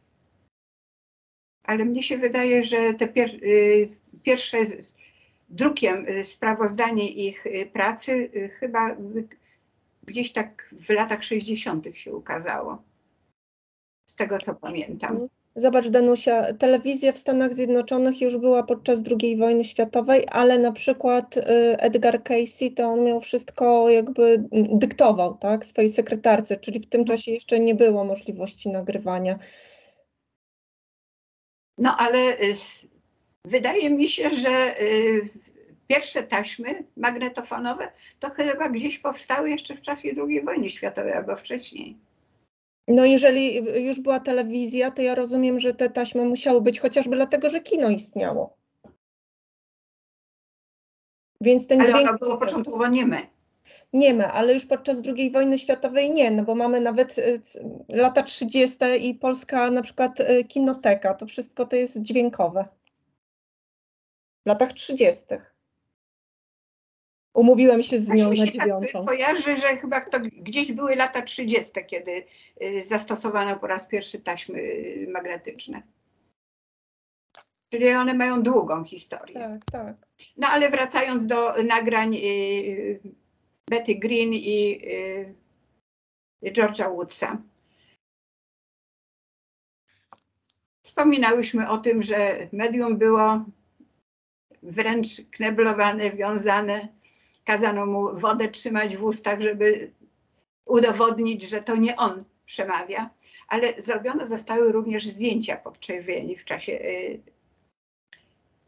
tych sesji z Flintem. I co się okazało? Że nad głową Flinta tworzyła się z ektoplazmy kula, obracająca się kula, wirująca kula. Z tym, że głównie ta ektoplazma wydzielała się z ciała Flinta i w niewielkiej ilości również z ciał osób zgromadzonych wokół niego, które chciały uzyskać informacje o losie swoich bliskich w rzeczywistości ukrytej. I te osoby się pojawiały, tak, które były, można powiedzieć, wzywane. Przemawiały nie głosem Flinta, tylko przemawiały własnym głosem i kiedy pytano ich, w jaki sposób dokonują przekazu głosowego, mówiły, że tym przekaźnikiem jest ta kula, która się znajduje nad głową Flinta i jej wibracje odtwarzają głos osoby, która opuściła ziemski system życia, przenosząc się do rzeczywistości równoległej.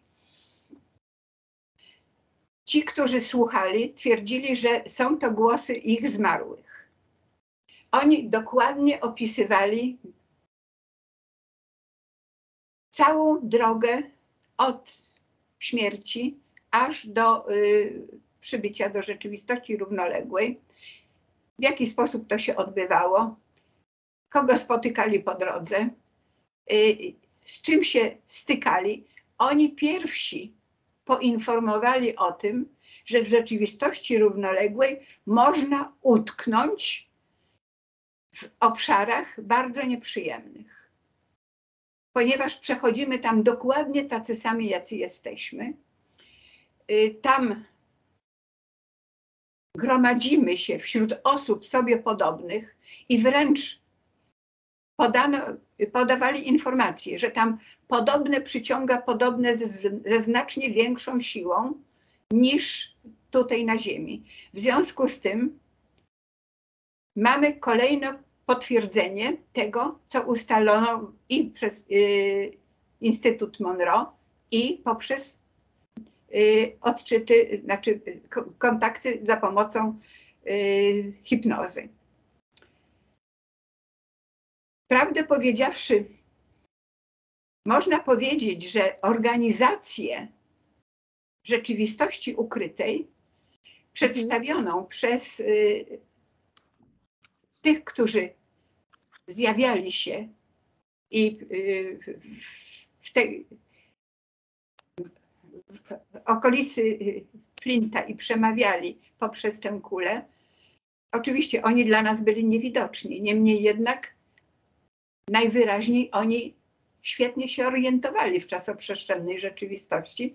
Dlatego my w momencie, kiedy wychodzimy z ciała i znajdujemy się w czasoprzestrzeni, my też widzimy to, co się dookoła nas znajduje, choć bardzo często widzimy to trochę w innym ustawieniu, niż się rzeczywiście znajduje w naszej rzeczywistości, bo przechodząc do rzeczywistości ukrytej, my już to odbieramy za pomocą widoku zwierciadlanego. Nawet wtedy, kiedy znajdujemy się w czasoprzestrzeni.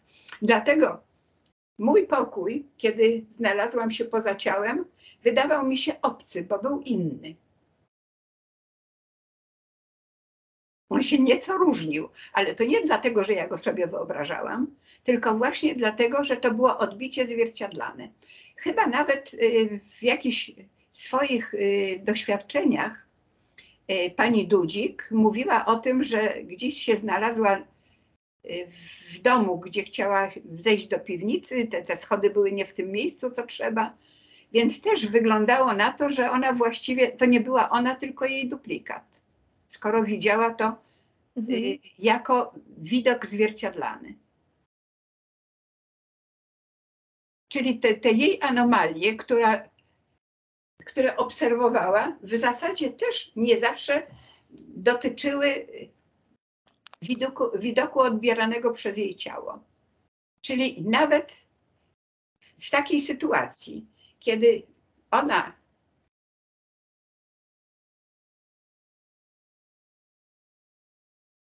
miała na przykład taki przypadek, kiedy schodziła po schodach nieistniejących, to prawdopodobnie po tych schodach nieistniejących schodził jej duplikat, czyli jej zjawa.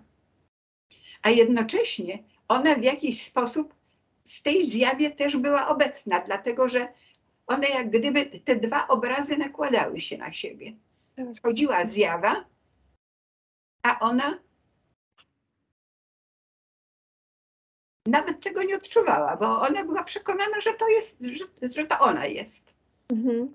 Czyli nawet wtedy, może dlatego ona była taka zdezorientowana, bo kiedy przechodziła przez ledwo sączący się strumyk, a tymczasem tam była głęboka woda, bo akurat po burzy kanał się wypełnił, to też mogła patrzeć na rzeczywistość z punktu widzenia swojego bliźniaka. Tak. I kto wie, czy nie należy właśnie w ten sposób na to spojrzeć, że nie nałożyły się na siebie dwie klatki czasowe, tylko po prostu może ona występowała w charakterze zjawy. To wszystko jest jeszcze do ustalenia, bo my ciągle jeszcze spekulujemy. Ciągle jeszcze trzeba prowadzić badania, żeby mieć pewność, co jest czym. Pani Dudzik jest bardzo pewna, co ona przeżywała, a ja nie. Mimo że ja wyjaśniałam jej doświadczenia. Ja byłam pełna wątpliwości. Bo na dobrą sprawę nikt z nas w tej chwili nie jest w stanie powiedzieć, jaka jest faktycznie prawda tutaj. My tylko możemy się domyślać. Domyślać i weryfikować. Ciągle weryfikować. Niemniej jednak to, czego się dowiadujemy o rzeczywistości ukrytej, jest niezależnie od tego, jaką metodę badawczą wybierzemy. Czy channeling, tak jak Green i Woods, czy wybierzemy eksplorację pozaczasoprzestrzeni, czy wybierzemy pośrednictwo aparatury, czy wybierzemy hipnozę, my ciągle dostajemy te same obrazy, te same obszary. Co ciekawe, w momencie, kiedy wchodzimy do rzeczywistości ukrytej za pomocą hipnozy, my najchętniej się znajdujemy za bramą raju. Tak jakby ta osoba, która opowiada o tym z punktu widzenia swojego bliźniaka, tam przebywającego, co się znajduje za bramą. Prawda? Ja takich doświadczeń raczej nie mam. Raczej mam wszystko, co jest przed bramą. Niemniej jednak jakby też interesuję się tą materią, więc widzę, że u wielu pojawia się to za tą bramą. Więc jakbym powiedziała, że w moim przypadku jest to prawdą, to byłaby konfabulacja.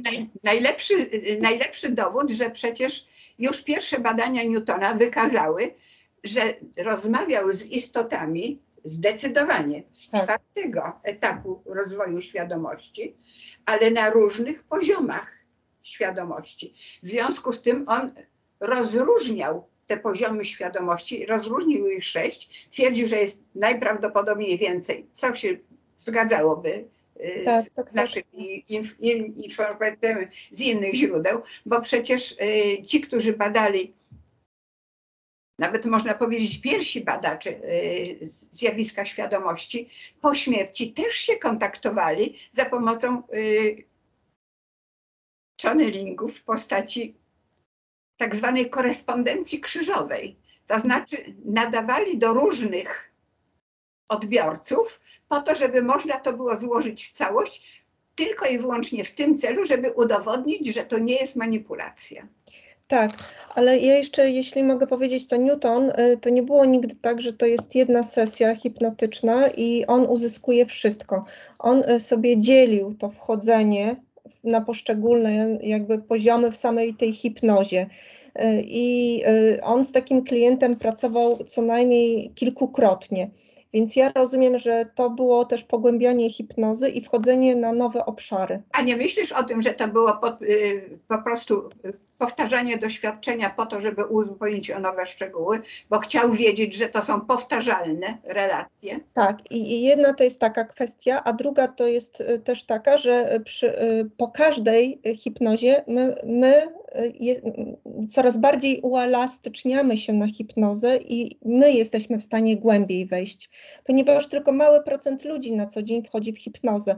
Więc jeżeli ktoś mówi, że tam telewizja hipnotyzuje ludzi, to nie jest to do końca prawda. Po prostu tutaj to akurat moim zdaniem to jakby słowa cały czas drążone w głowie powodują, że to się u ludzi utrwala, że to jest taki... Oczywiście, kłamstwo wielokrotnie powtarzane staje się prawdą. Tak, tak, że to są takie metody neurolingwistyczne, a nie, że to jest po prostu... Ale nie możemy moim zdaniem wykluczyć również odbioru podprogowego, ponieważ można na film nałożyć klatki, które bardzo szybko przechodzą i my tego nie widzimy, ale nasza podświadomość to odbierze.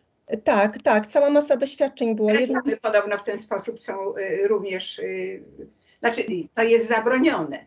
Tak, ale były takie były w ten sposób również wprowadzane reklamy różnych produktów. Tak, tak. Między innymi Coca-Cola tak zrobiła, że podczas filmów, seansów filmowych w kinie puszczała jedną klatkę Coca-Coli, a potem obserwowała, jak ludzie wychodzą, dokąd idą. I duża część ludzi szła w kolejkę po zakup Coca-Coli, więc tak. No, można to potraktować jako badanie, ale przyznam się szczerze, że ja bym nawet paznokcia nie dała sobie uciąć za to, że to nie jest, czy to przypadkiem nie jest nadal stosowane. Mhm. Na pewno. Jeżeli wyświetlasz film z reklamą, to bierzesz za to pieniądze. Tak, oczywiście. A jeżeli wyświetlasz coś, czego nie widać, to trudno nawet sporządzić tego rodzaju umowę. Tak, ale hipnoza... Prawo tego zabrania. Tak, ale nawet patrząc na hipnozę, jeżeli na definicję hipnozy, hipnoza to nic innego jak śnienie, więc te klatki, to wszystko, no to właśnie no dla mnie to nie jest do końca hipnoza. To oczywiście to są jakieś elementy, ale to ja nie mogę powiedzieć, że to jest hipnoza. Nie, to jest po prostu odbiór podporkowy. Tak, dokładnie. W jednym wypadku, a w drugim, no to niestety powtarzanie utrwala się. Tak. Dokładnie tak samo jest z sprawami fizycznymi. Jeżeli coś, to tam, na konkretnym przykładzie, jeżeli gdzieś komuś się uda wykrystalizować związek, który wcześniej nie krystalizował, już jest zakodowana informacja i wszystkie laboratoria zaczynają wykrystalizowywać ten związek. Tak. Był pierwszy poruszyciel, prawda? Pierwszy poruszyciel. I to samo może być z informacją przekazywaną nam za pomocą telewizji. Tak, i to jest niebezpieczeństwo telewizji, niestety. A jeśli jeszcze dodatkowo się to wielokrotnie powtarza, to nawet nie trzeba do tego telewizji, można stanąć na trybunie i też będzie ten sam efekt. Tak, bo część ludzi ogląda, ja rozumiem, że tutaj jeszcze wzrok jest pobudzany, ale bardzo dużo osób jednak to słuchowce i oni słuchają i często, nie wiem, zajmują się czymś, a gdzieś w tle leci ten telewizor i to też wpada i utrwala się niestety. Nawet wiele osób woli słuchać niż widzieć. Tak, tak, ja jestem właśnie taką osobą. Wydaje mi się, że stosunkowo bogatym materiałem wsparłyśmy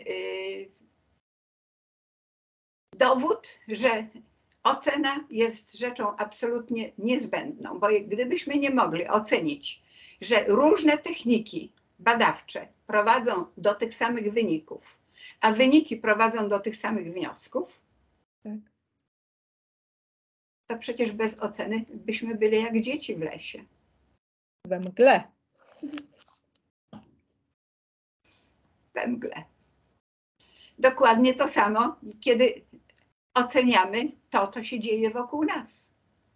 Jeżeli nie mamy możliwości porównania, to nie wiemy, jaka jest prawda.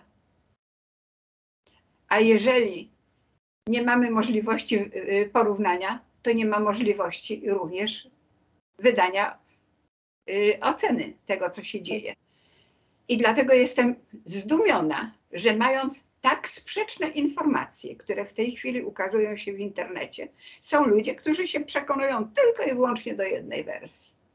Na przykład niesłychanie w tej chwili jest modna teoria spiskowa.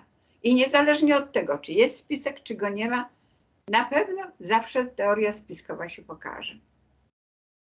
Tak, ale ja myślę, Danusiu, że to jest powiązane z tym, o czym praktycznie w każdym odcinku mówisz, z wzięciem odpowiedzialności. Jeżeli samodzielnie dokonujemy oceny, to jest to też branie odpowiedzialności za tą ocenę. A powtarzanie właśnie i ustosunkowanie się do tej teorii spiskowej, że na pewno coś było, To jest to tylko no, takie klakierstwo. Ale ludzie tego myślenia. utykają. Ale słuchaj, ale cały dowcip polega na tym, że w naszej społeczności nie ma zaufania do nikogo.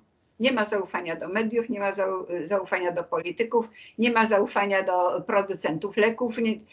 Tak prawdę powiedziawszy, nikomu nie ufamy, nawet sąsiadowi niejednokrotnie. Tak, ale to zostało u nas też jakby troszeczkę uwarunkowane pewnymi rzeczami. To oznacza, że często byliśmy jednak oszukiwani. To nie My jest... jesteśmy wciąż oszukiwani i dlatego jesteśmy nieufni. I dlatego na przykład w momencie, kiedy pojawia się pandemia, cała ziemia jest zagrożona. Drży w posadach. Bezpieczeństwo się wszędzie szerzy. A potem się dowiadujemy, że w przeciągu miesiąca czy 2 została opracowana szczepionka, która nie została w żaden sposób zweryfikowana, ale ponieważ wszystkim tutaj grozi śmierć, to w charakterze eksperymentu medycznego zostanie zaaplikowana ludziom, tu się dziwię, dlaczego ludzie się nie zastanowili. Jesteśmy tak nieufni. A tu kolejki się ustawiały do szczepień. Wojna na Ukrainie. Wszyscy są przekonani, że to jest ustawka.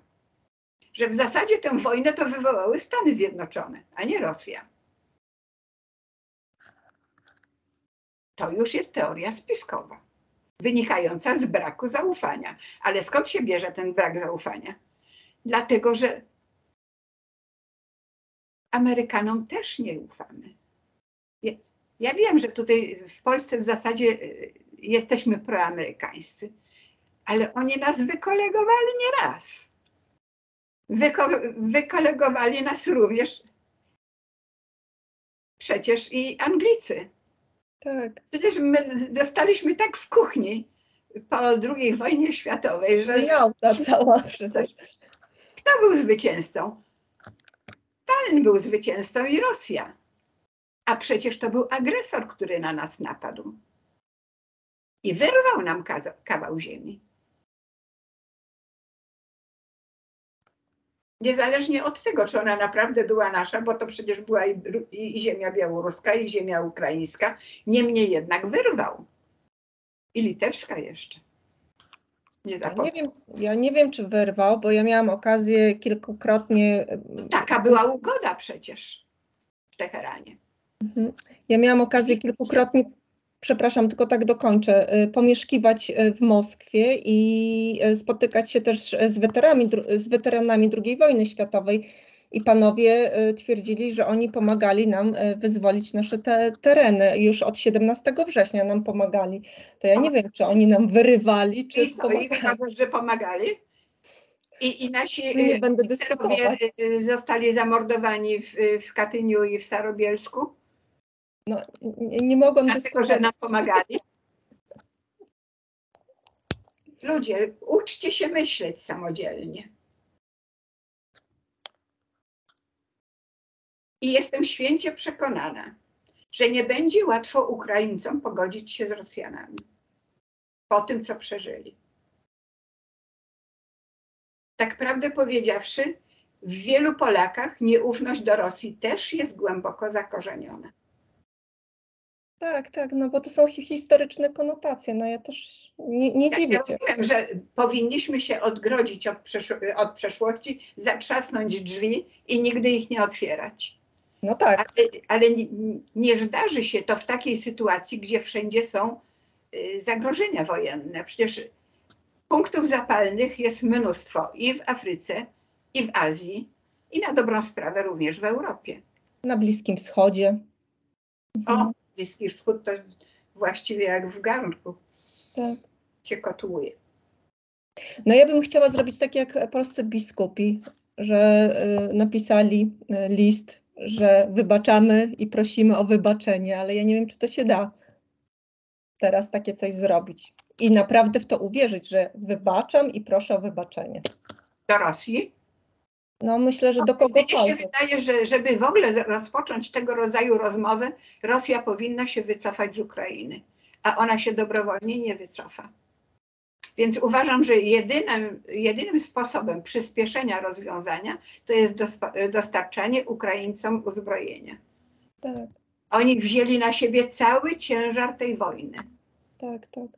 Ale zobacz, Danusia, to jeszcze mamy takie jakby dwie strony pokazane, bo jest taka strona, która się mocno zbuntowała i ten Zachód pomaga w postaci Ukrainy, ale mamy też tą Białoruś, gdzie tam naprawdę tyle ludzi siedzi w tych więzieniach, jakichś gułagach dziwnych, gdzie tam Rosjanie się panoszą. Jest ten Łukaszenka.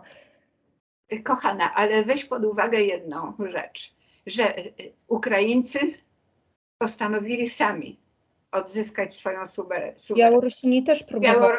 Białorusini niestety opozycja niewiele ma do powiedzenia. Opozycja jest w Rosji, ale opozycja w momencie, kiedy rozpoczęła się jadka na Ukrainie, z Rosji uciekli. Tak, ale zwróć uwagę, że to, co się działo w Mińsku, przecież te pokojowe protesty, Zachód na to patrzył i patrzył i patrzył, aż przyszła zima. Powinno się samo uporać ze swoimi problemami. My też mamy w Polsce problemy wcale nie małe. Mhm. I te nasze główne problemy polegają na tym, że jednak ludzi popierających PiS jest u nas tak dużo, że PiS może się nawet na 3. kadencję załapać. A przecież takiego szkodnika tośmy już dawno nie mieli. Przepraszam, nie wiem, czy Może zakończmy dzisiaj. A resztę w kuluarach. Także, kochana, ja bardzo Tobie dziękuję za rozmowę. Dziękuję przyszłym słuchaczom, jeżeli dotrwają do końca. I do następnego spotkania. Do zobaczenia. Do zobaczenia.